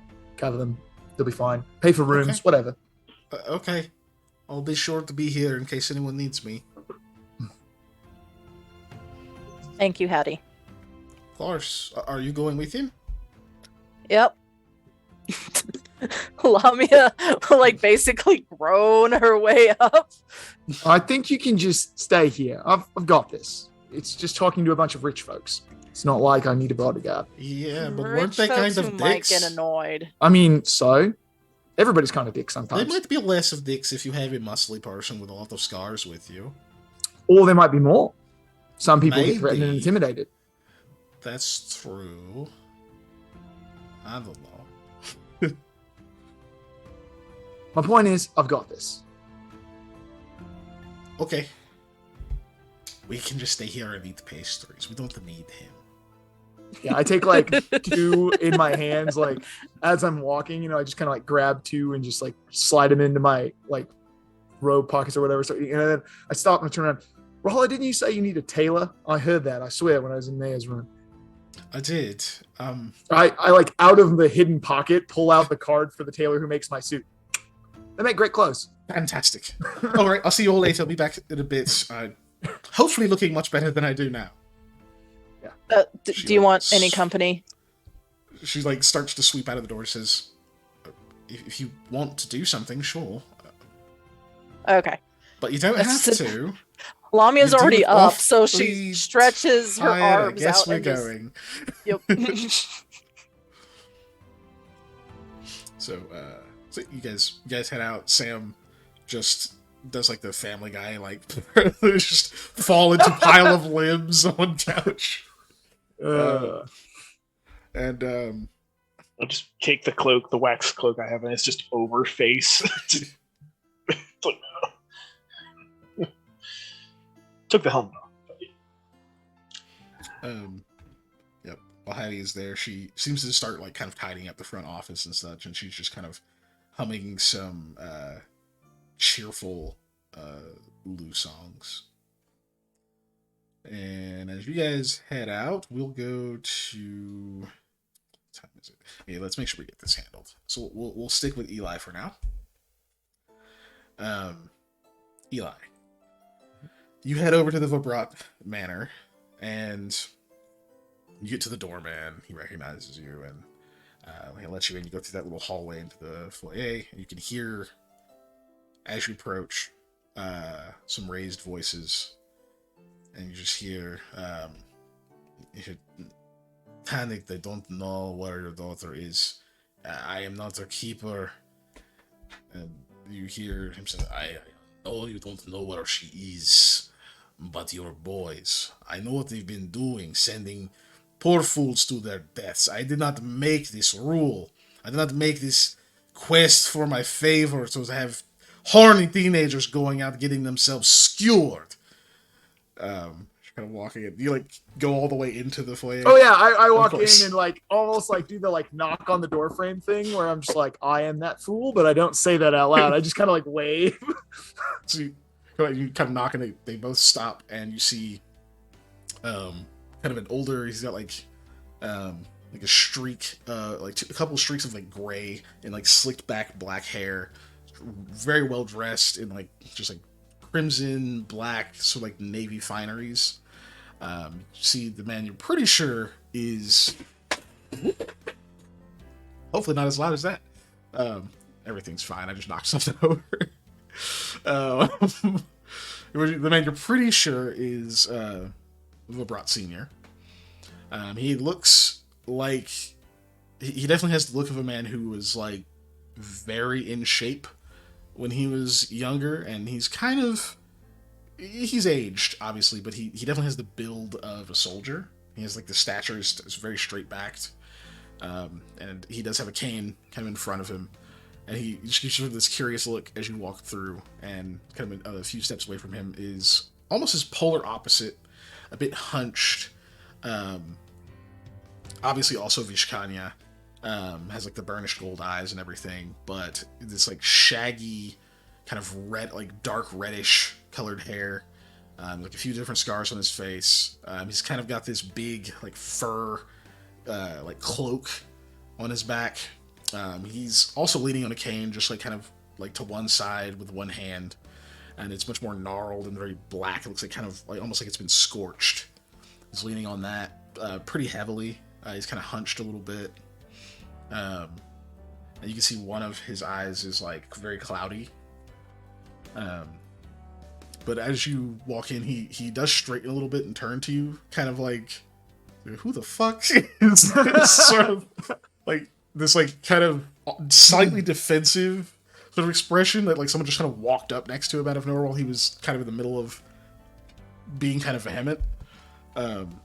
They both pause and sort of look at you for a moment, and he goes, "Who is this?"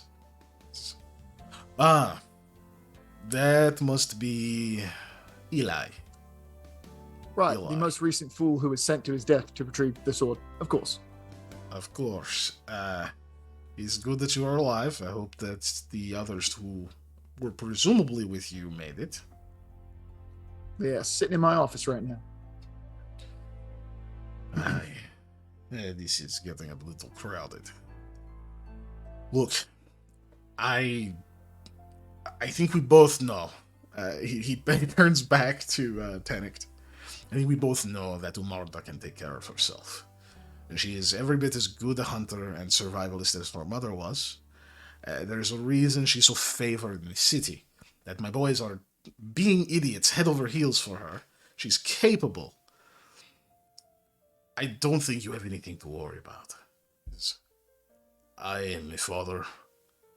You know just as well as I do that I have things to worry about, no matter how capable my child becomes. There are dangers out there that now one person can simply brush aside.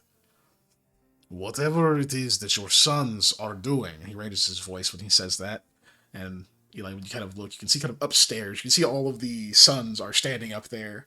They have the look of like banished hounds. They're just kind of like standing there, like their heads down a little bit, except for Vibrat the Younger, who looks just more frustrated. Like he wants to be part of this conversation, but he's not. And they all kind of look over and see you, and they seem to kind of perk up a little bit, but they stay where they are. He says, whatever your sons are getting people into has caught our attention. Boys, children cannot take down a man like Bardat. You know the kind of experience he has, the kind of prowess he has. They are not going to retrieve the sword from him. I don't really care about this sword. The point of this stipulation was so that people would see an insurmountable task, and instead of talking to me about my daughter's hand, they would talk to her. Vibrat nods. I understand that you've always been a wise man, Tanict, but I assure you, I don't know where she is. If I had to guess, somewhere between here and the trail to wherever Bardat is hiding. That is what I know. I assure you, he puts a hand up, I will talk to my sons. Find out what they know. And if there's anything pertinent, you will be the first to tell. Tynek's like, kind of, he seems like physically chew all those words, like his jaw works. Yeah. See that you do. Turns and looks at you and says, good day. Well, if I may, I may have a bit of information you might want to hear before you leave. Seeing as I've seen your daughter fairly recently. Turns with some effort towards you. Waits expectantly. So I would imagine she's probably on her way back here from Bardat's hideout, seeing as that's the last place I saw her. She was in the hideout. Outside of it. Okay. And you were there. She definitely assisted me in not getting skewered by an arrow, so she is very capable. You went into the hideout and you're still here.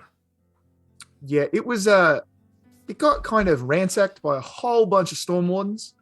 So I'm imagining that she did the sensible thing and left when they decided they wanted to kill all of Bardat's bandits and take the home back, because he was hiding out in a place that belonged to them. Because that's what I did. I did the sensible thing and left when they showed up, because there was no getting that sword back. Now, unfortunately, we parted ways and I was not able to find her and make sure she got out of there, because I ran into a bit of magical kookery, we'll just call it that, and didn't physically leave the place. I was kind of temporally ejected from it, so to speak. Basically, I was teleported out of there without wanting to be teleported out of there. Anyways, so I was not able to ensure that she got out of there entirely in one piece. But from when we parted, her plan was to leave. So I would imagine she's going to be here fairly soon. She does like to make an entrance. Yeah, and she's also a fan of not being found until she absolutely wants you to know she's here. Or at least in my several interactions with her, that's what I've noticed. Thank you, boy. I've been standing long enough. If my daughter does turn up, tell her to come home. Will do. Thank you. And well done making it out alive. It certainly wasn't easy, thank you. Pats you on the shoulder. He is way stronger than he looks. Like, the couple of pats. Like, oh yeah, so I definitely like do that like lean forward thing, because I am not stronger than I look. I'm exactly as strong as I look. He walks out, and as soon as you Wilbur Senior sort of just stands there for a bit, waits until he hears the door close, and says, "All right, Eli. As messy as all of this is, and as much as I appreciate your information, you and I do not have business. Boys!" They all perk up. Yeah. "Come finish your business." I'll start running down the stairs very quickly. I hope that you made a sensible deal with him. For your sake, not theirs. He walks up the stairs, kind of passing them.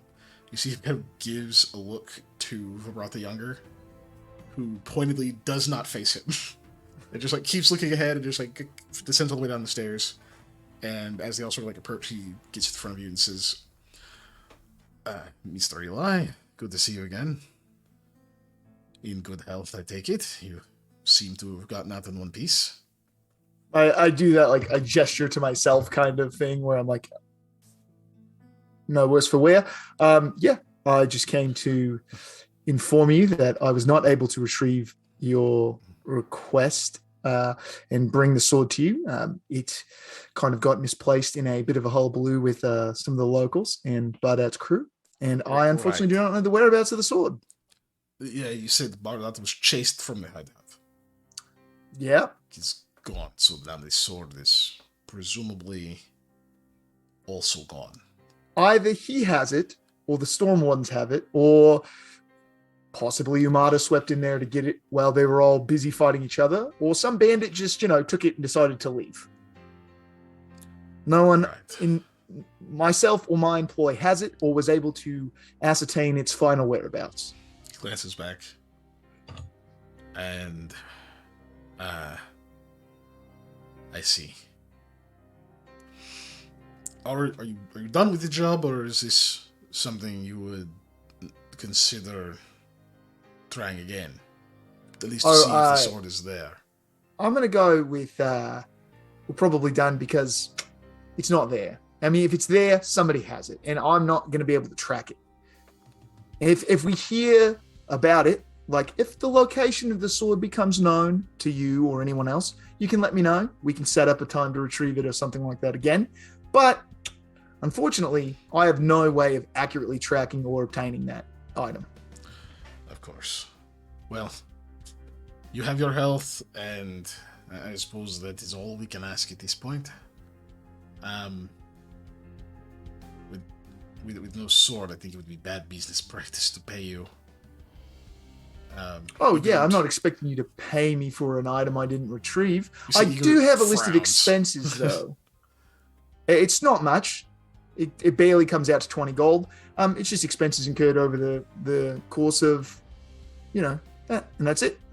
It's literally like itemized that I just drew up, and it's maybe 14 gold. Yeah, I don't see how that couldn't be covered. Igor is just, brother, I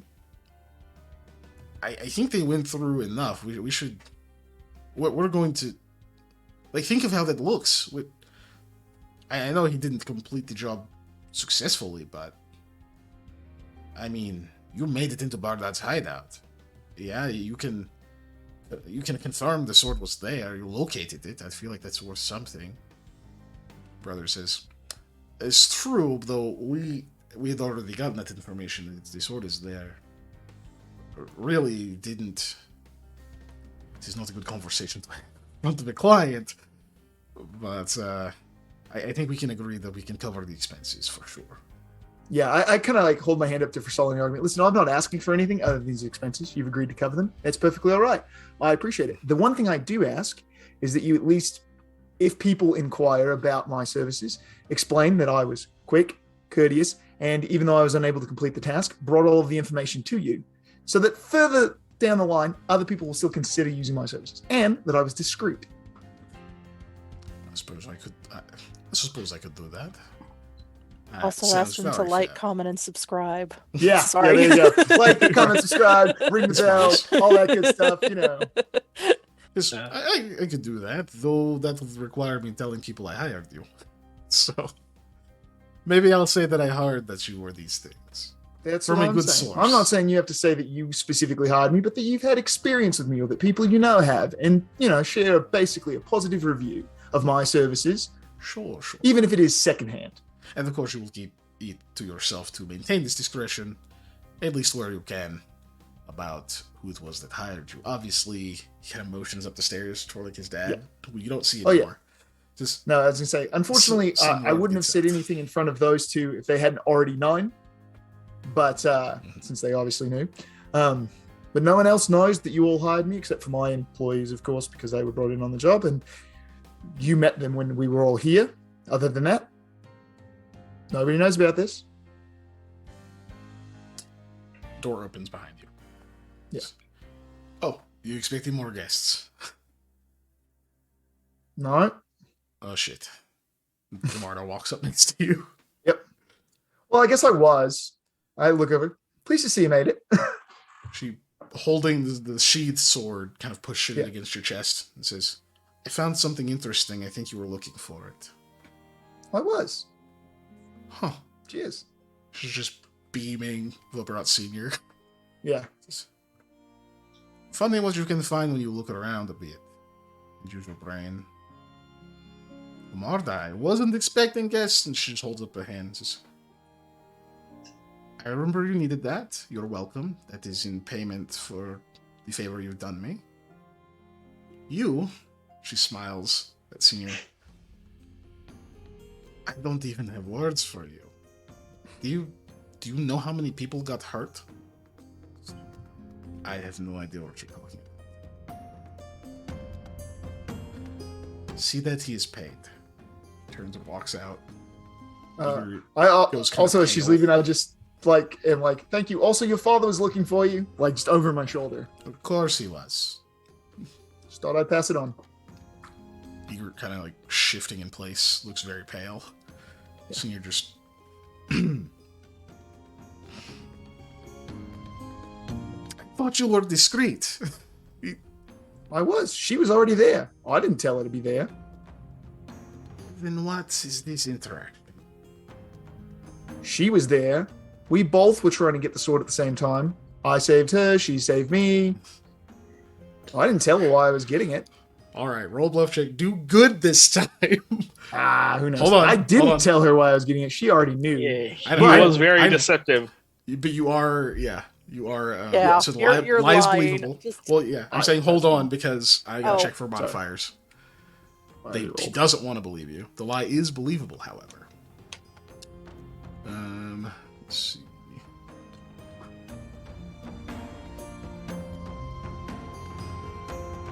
I don't know if you possess convincing proof. I'm gonna give you half that bonus, so you're at a +5. Okay.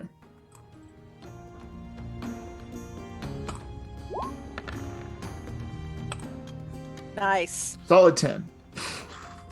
Okay. Versus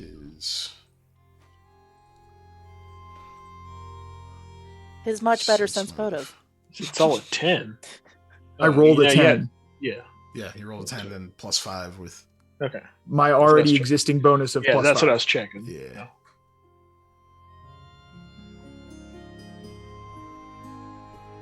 Double checking if he has any modifiers.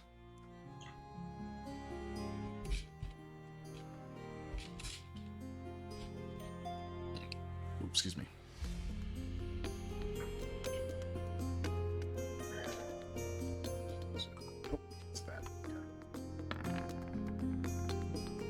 Fucking hell, I GM rolled that. God damn it. You're just so used to GM rolling. I know. But what was it? Was it high or low? If it was high... I had to re-roll it. Because I need to remember to not GM roll stuff that I don't want to GM roll. Okay, that's his sense motive. So you get all of that out, and he just kind of stares at you for a minute, and then the other brother, whose name I'm forgetting for a moment. Carl. No. No. It's not fucking Taga Carl. or Urgut? Yeah, it's not Irgut. He's the other one. Taga. So it's Taga. I have him written down, but I'm not checking. I literally have so the far up family my favor notes. Yeah, I'm not scrolling that far back. It's in the family notes. job. Yeah. In the sheet or in the Roll20. Yeah. So yeah, Taga just says, "Brother, just pay them, man. Look, we fucked this up." Billaron says, "Fine. Let's keep the sword." But we do require the sword, of course." I hand it over. Takes it. Okay. He goes and unsheathes a little bit and whistles, sheathes it back, walks off for a moment. Irgut says, "Hey, excuse me a moment." He runs past you to go outside. After Omarda, presumably. Taga just sits there kind of bouncing on his toes. "So, did you kill anyone?" I look up. I'm like, I don't remember. Damn. A lot of people definitely died, but I don't know if I actually killed anybody. It's cold-blooded, man. It's a big blur of things. I also got hit in the head a couple times. So, hit in the head's not exactly right. I got grabbed and pulled through a wall by my neck. That's basically getting hit in the head. I also got thrown through a portal. Who pulled you through a wall? Barda did that?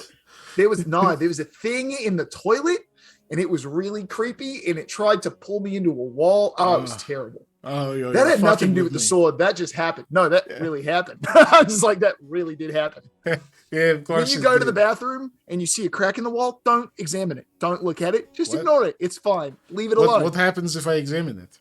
There might be a thing that lives in the crack in your wall. Like what sort of thing? Immediately, Yeah. Rod the younger comes back. with a couple of sacks of gold. Says, "This is for you. Feel free to count it. If it is an incorrect amount, you know where we are. It's 3,000 gold pieces and 14 for your expenses." Appreciate it. Hands those to you. They're kind of heavy.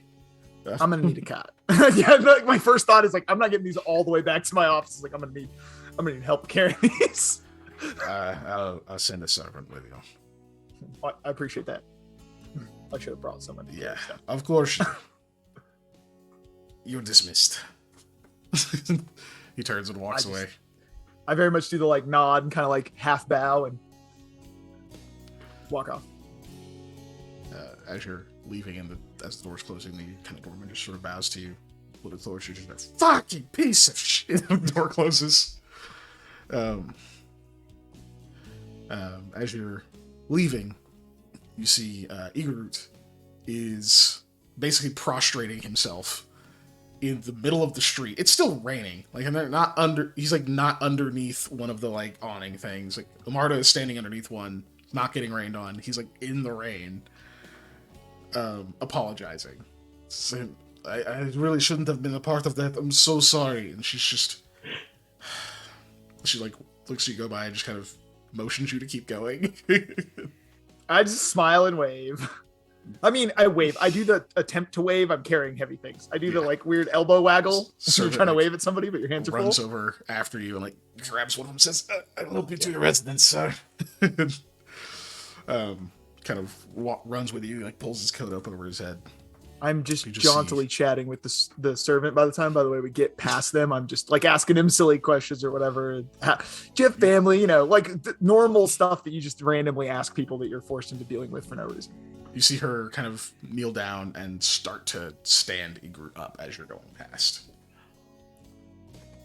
But eventually, you make it back to the office with your loot. Nice. It is 3,014 gold pieces. I will tip the servant a gold for having to walk in the rain with me out of the expense account. He does not argue with you. Thank you, sir. Yeah. And immediately sprints back. At a much faster pace than when he was carrying that gold bag. Oh, yeah. This dude can this move. stuff's heavy. Okay. So you get all that back there. And...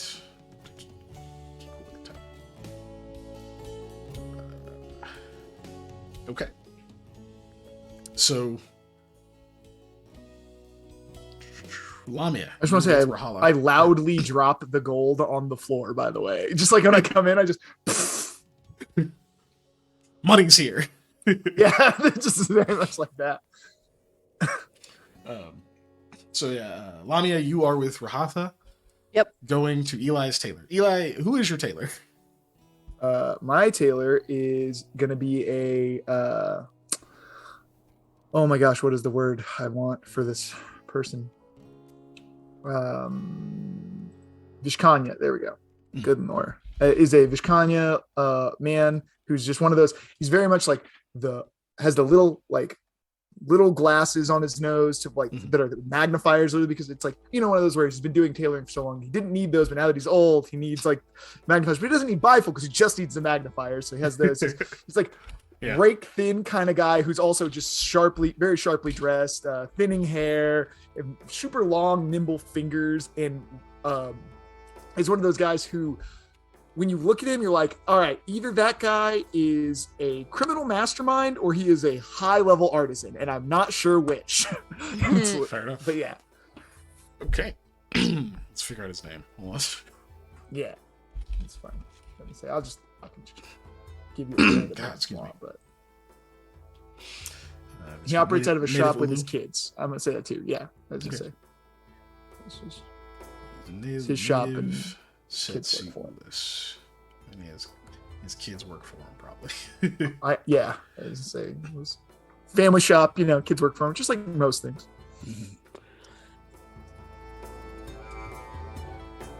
All right, he is Hearth. Okay, he's from Hearth Ozbeg, Ozbeg. His name is Tolui Enebish.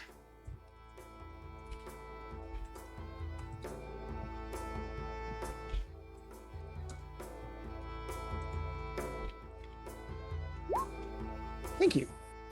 I had an idea in my head, and that was definitely not. Any was close, but everything else was not. Oh, I knew Ozbeg because we'd had to spell that earlier. That was the only word I spelled correctly. And this tailor shop is called Spirit of the Thread.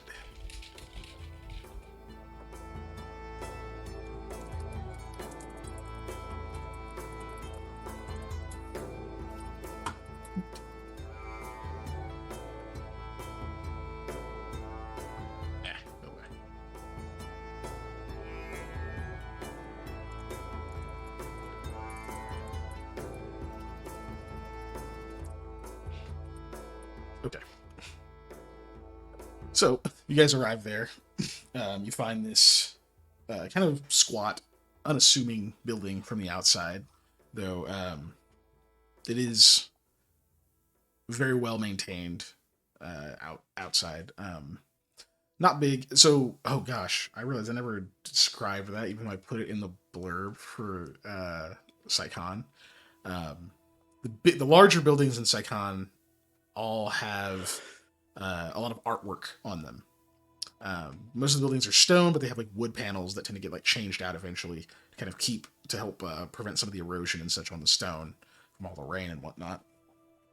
And it is very common for these like large businesses or large estates, like big buildings, to hire artists to come and like decorate these panels, and they will last until the panels are replaced. And then once they're replaced, they'll hire new artists. So in a lot of ways, the city kind of has a changing face, because as these get all swapped out, like different artwork will be up. Like it'll use different kinds of wood.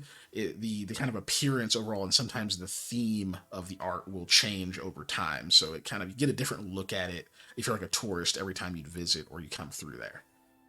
But it's usually the large buildings that have this. His is kind of small and unassuming. There's a little bit of stonework on it, but there's no paintings or anything on it.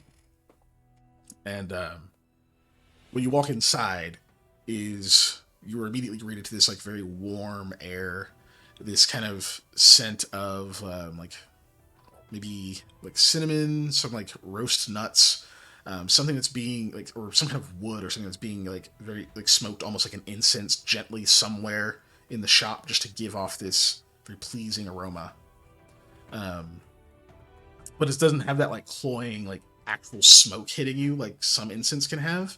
You're just mostly getting the scent of it.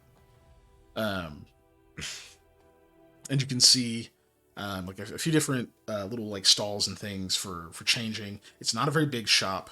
You see a few like racks of clothing on display. They're very neat, orderly. You see like a few racks that are like jackets and tops and the like.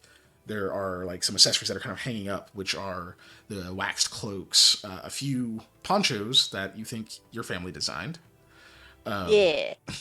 And then you kind of in the next sections, there's like trousers and things, and you have like a women's section that are dresses and even like women's trousers and other jackets and things, but fitted a little bit differently. There's not a ton of them.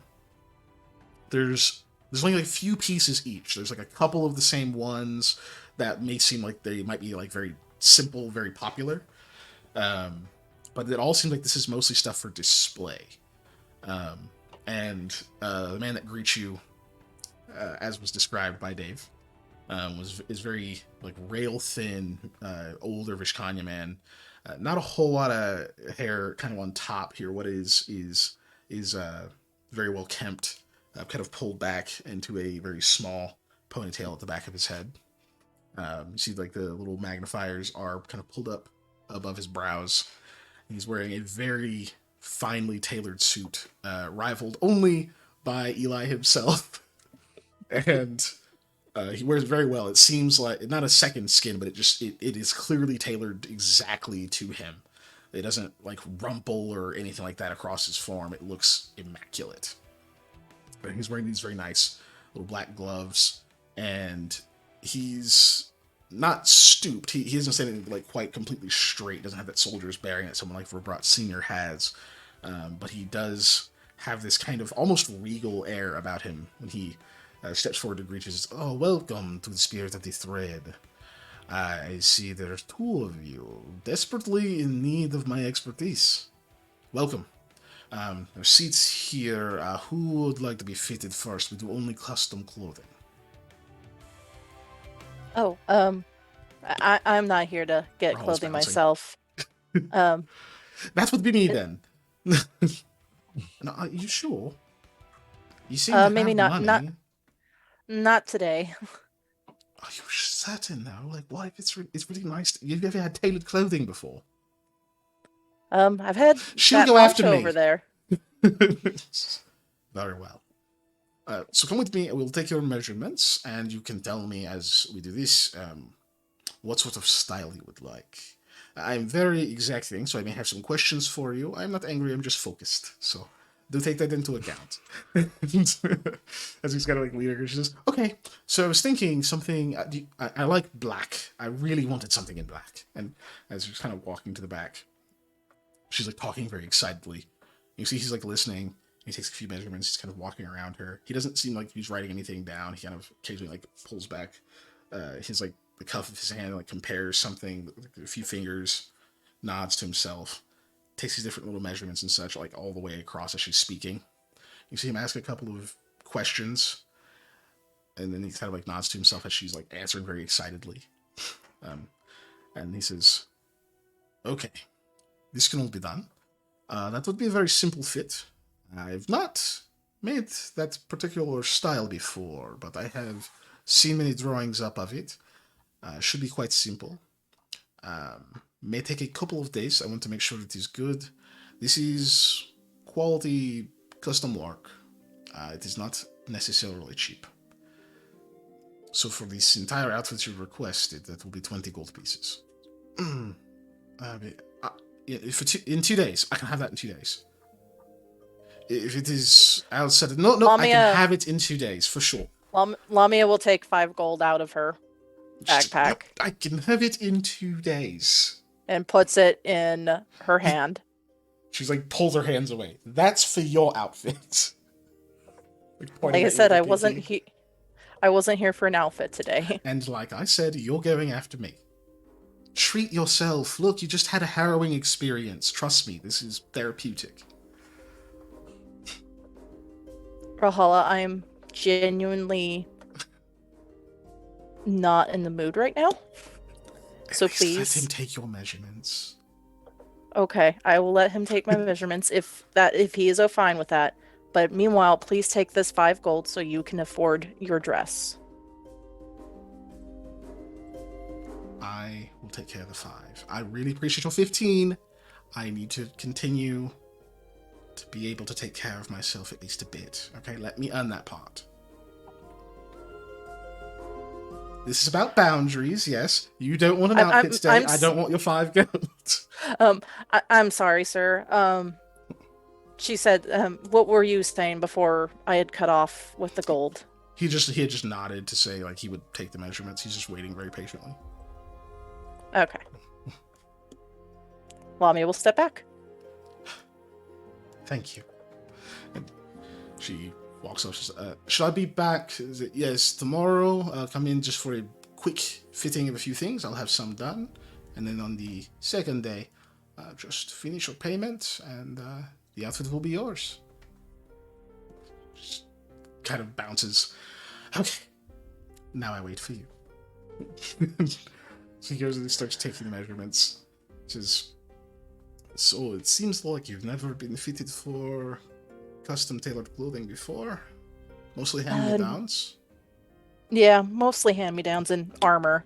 The arm out, please. There's nothing wrong with that. It's not too different from being fitted for armor, except armor protects you from blades, hammers, arrows.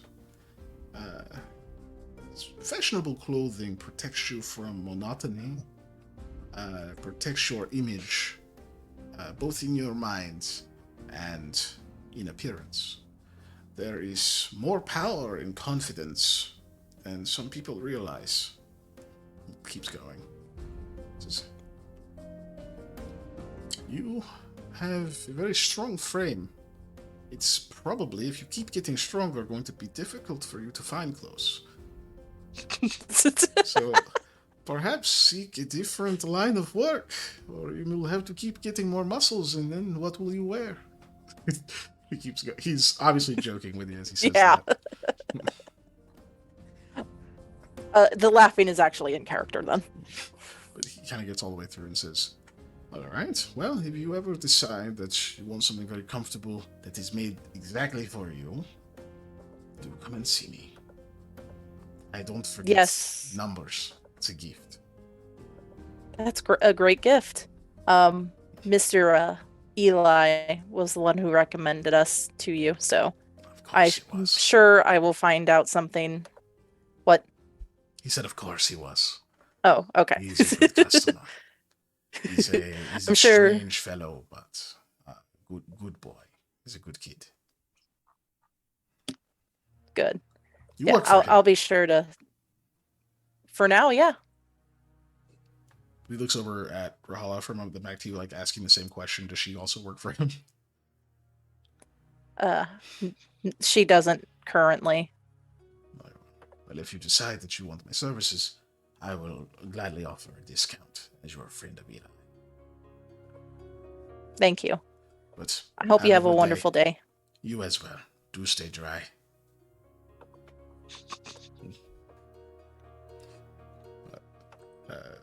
Rahala is very excited. So you guys head back after that? I mean, did she have anywhere else she wanted to go? Let's see. At the moment, no. Okay, then let's go. At the moment, no. She wants to relax a little bit. So you guys head back. Which means everyone is back together. Eli has dropped it. Excuse me. Fucking super heavy ass bag of gold on the ground.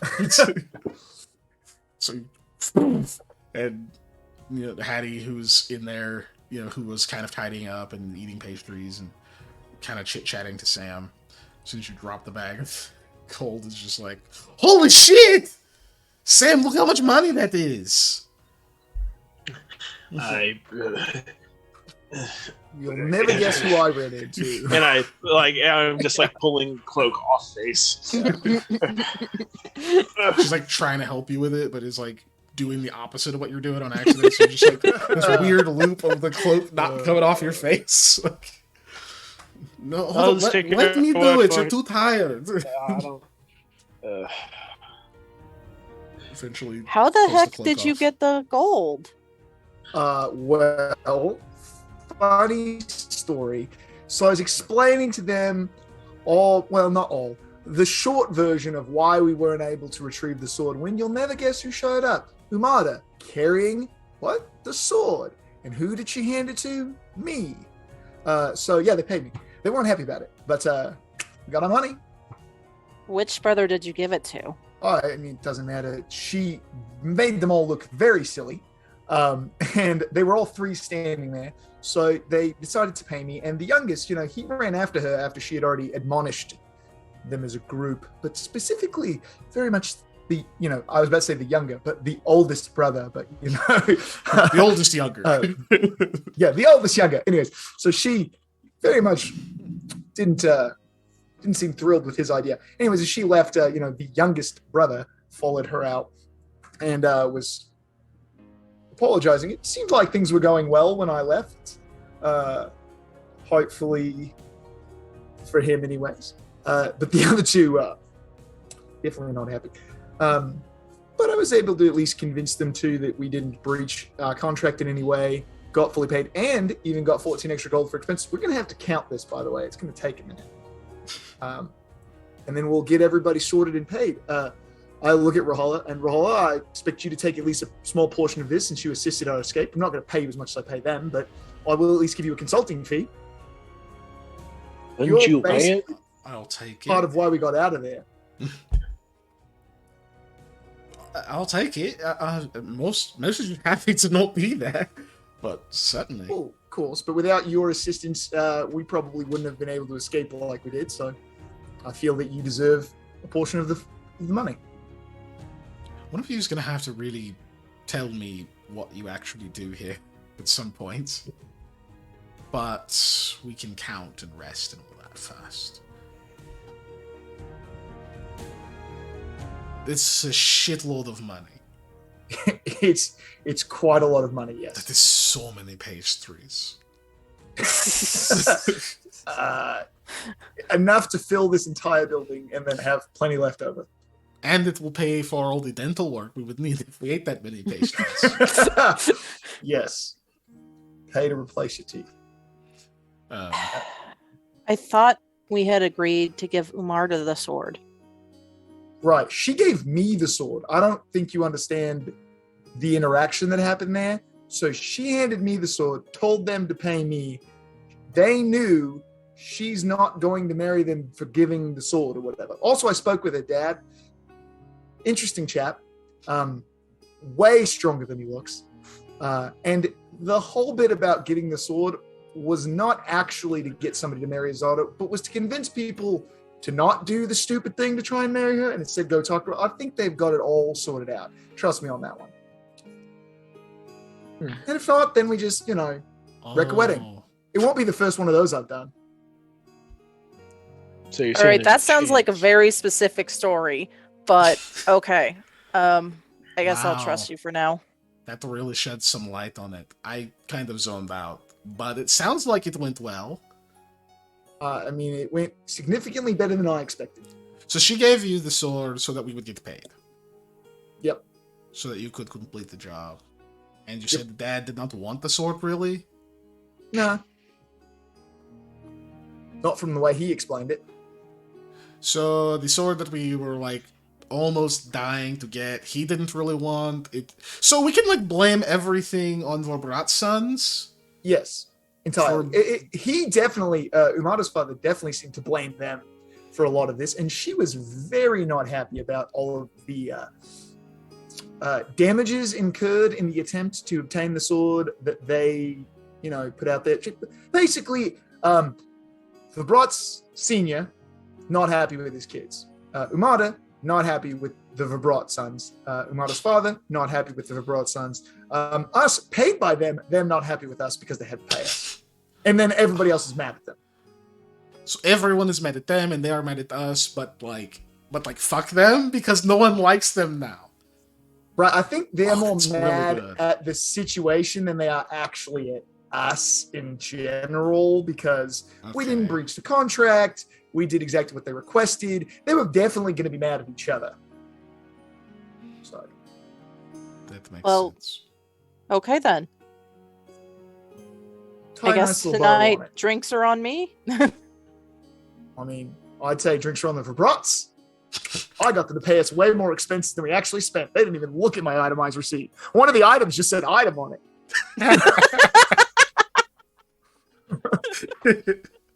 Item 8 silver? Yeah.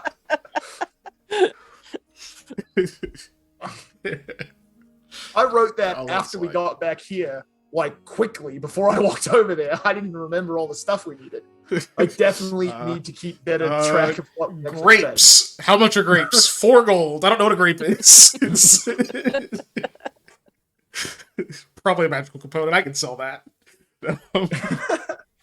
What was the bandit lady's name again? Ivana? Oh, I know. No, that's Ivana. Yeah, Ivana. That's who you're thinking of? Yeah. Okay, Bardat's girlfriend. Yeah. Yeah, or mate. I don't know. I'm gonna vocalize. Wonder what happened to her. That's a great question that I was going to ask Umada, but she was busy. I do wonder how the interaction between her and Bardat must have gone. Well, I don't even know if she even met the guy, maybe. He could have been dead by the time she got there, for all we know. There's a voice from an open window. It's true. It's Ubarda again. Oh, yeah. Or she does like to make an entrance. She's just she leaning does. on the windowsill and says, Ivola's okay. I traded her a bit of secrecy and... Wait, really? She's actually there? Yeah. Yeah. Oh, okay. I traded her bow back for the sword. You see, I don't really know her father that well. That was more of a story I told just to make it seem like I had a reason for trying to drag her back. she'd be a lot more afraid of being, dragged back to the city kicking and screaming than she would of any threat of violence. So we made a trade. Likely. Oh, and that's the crafty one. I'll say that. That worked extra well then. Bardak could have survived. Oh, I'm well, sorry. unless you know he's dead for a fact. I'm almost certain he lived, but that's okay. Problem for another time. They fled for now, and honestly, I wouldn't have been able to pull that off if it weren't for you showing up randomly like you did. It helped me get the drop on her.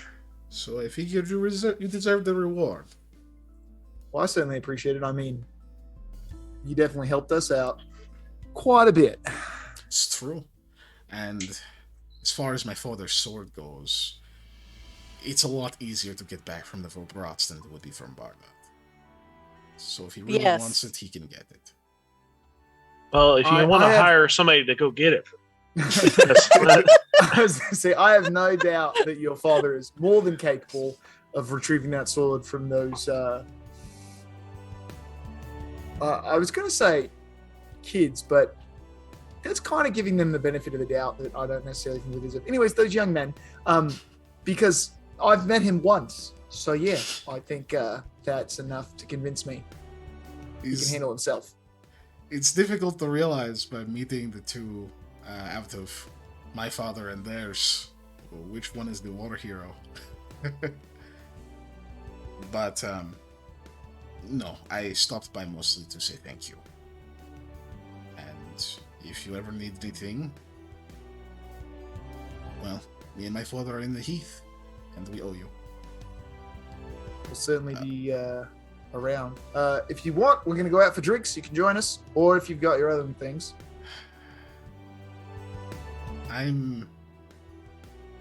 Irgut is an idiot, and I'm having a talk with him about the company he keeps and some of the tendencies that they foster, bad ones for men to have, that they think are good. If you want to be part of that talk, you can, but... Oh, no, I think that's definitely something the two of you can have. We'll have an extra drink just for you, though, in case you decide to turn up. You enjoy your riches. Steps back and closes the window. Yeah. Have a good day. There's no answer. Mm-hmm. For drinking? Hand away. I ask from the couch. We can bring the drinks back to you. We will just go grab some. We will wrap there because it is midnight. Yeah. Mm-hmm. And yeah, that ends the first arc. You guys are level 4. Holy shit! You did it. So everybody roll hit points so that the chat can witness. Yes. Yes. Let me House rule: you roll a 1, you get to re-roll. Hit points. But if you roll 2, that's just is that's what just it is. what you get. Yep. It just is what it is. All right, Eli rolled max. I did. Shit. That's amazing. Oh, that's funny. Is that a 1? That is a 1. That means I get to re-roll it. And I found a snail. In your heart. Not for hit point rolls. Oh Jesus my God. Christ. Snail in your Molly, heart. stop. If you do 3 in a row, you gotta keep it. Oh no. Are you sure I didn't find a snail though? For 2 in a row, yeah, you found a snail. Cool. All right, good. I did not. Let's click hit points, right? Yeah. Yeah. Just click hit points. Levy gains 8. Sam gains 9. Well done, you guys. Oh, I feel a little better now.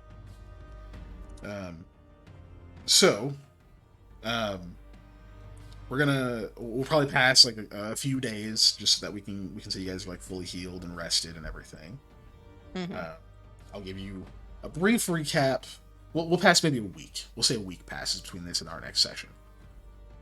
So I'll give you guys a brief recap of anything like you kind of experienced during the time or whatever on our next session. And otherwise, you guys just let me know what kind of things you're wanting to do before we start introducing new jobs into this, okay? Look it out. Baller. Yeah, like obviously, at some point, Eli's going to end up having to talk to them people trying to buy your shop.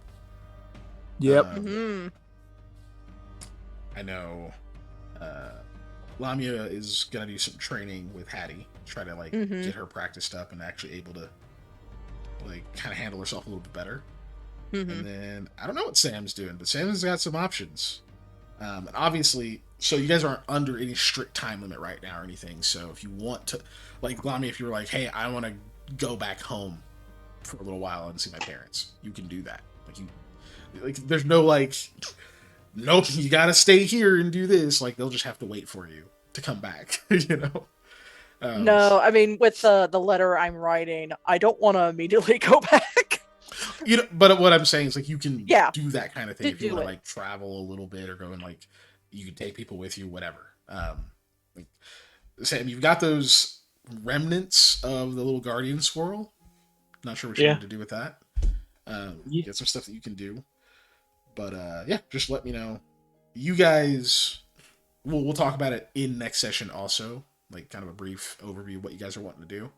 But if you have stuff that you're thinking of like doing in town or exploring or whatever, just let me know once you figure that out, just so I can start working on that. Yeah. All right. Good session, everybody. Sweet. Yeah. We wrapping up though. Will next week be our It is our off week. Or next week is normally our off week, so we will not be starting arc 2 next week. We'll not be on session 17. Next week we'll be doing the thing where we try to build our tabletop RPG. Oh sweet. Yeah. Okay. Awesome. So Molly, you will have that night off. Other than I just ask that you be in the chat and you be around. And I'll probably be working on the thing. Mm-hmm. And then, but I think it'll otherwise just be me, Dave, and Panda on camera and such, talking about things. So, we will tell you what we've been working on, and then we will work on it for like 3 hours.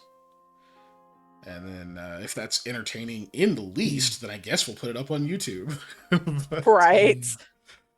But and I will continue to try to have sessions like this session. I'm going to try to make sure it's up on Monday at like noon. So that seems to be working out. I don't know. If you're like, no, we need to have sessions next day or some shit, I don't know. Tell me in Discord. We are small and we will probably remain that way, but if we don't and we get big and like act like we don't know nobody and like start like blowing up, I'm pretty sure like not remembering where we came from and shit, then it'll be too late to have one-on-one conversations with us in Discord. We'll be too busy. We'll be on our Markiplier shit. We'll be starting OnlyFans and breaking the internet. They'd be like, no, I wish I had told them I like having videos out on Thursdays when I could have. Anyway, go to the exit screen. Exit screen. It's the screen we show when we exit. Who should we raid? Raid? Yeah. Game White Wolf has 3 people watching right now. Blue has 36. She's playing Final Fantasy VII Remake. Game White Wolf is playing Phasmo. Those are all the people that Unnatural Ones follow that are on right now.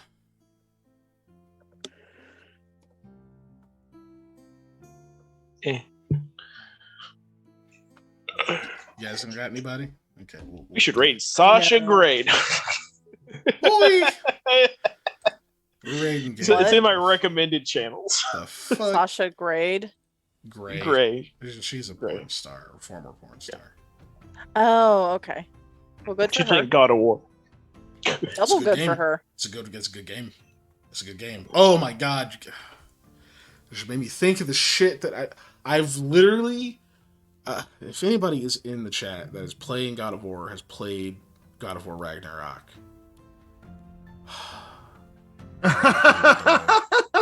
Sorry, I know exactly what you're like. Oh, Jesus, I'm gonna rant to the rest of you after the stream, but I'm gonna spare the stream. Just the fucking berserkers. There's one berserker encounter where there's fucking 3 of them. There's 3.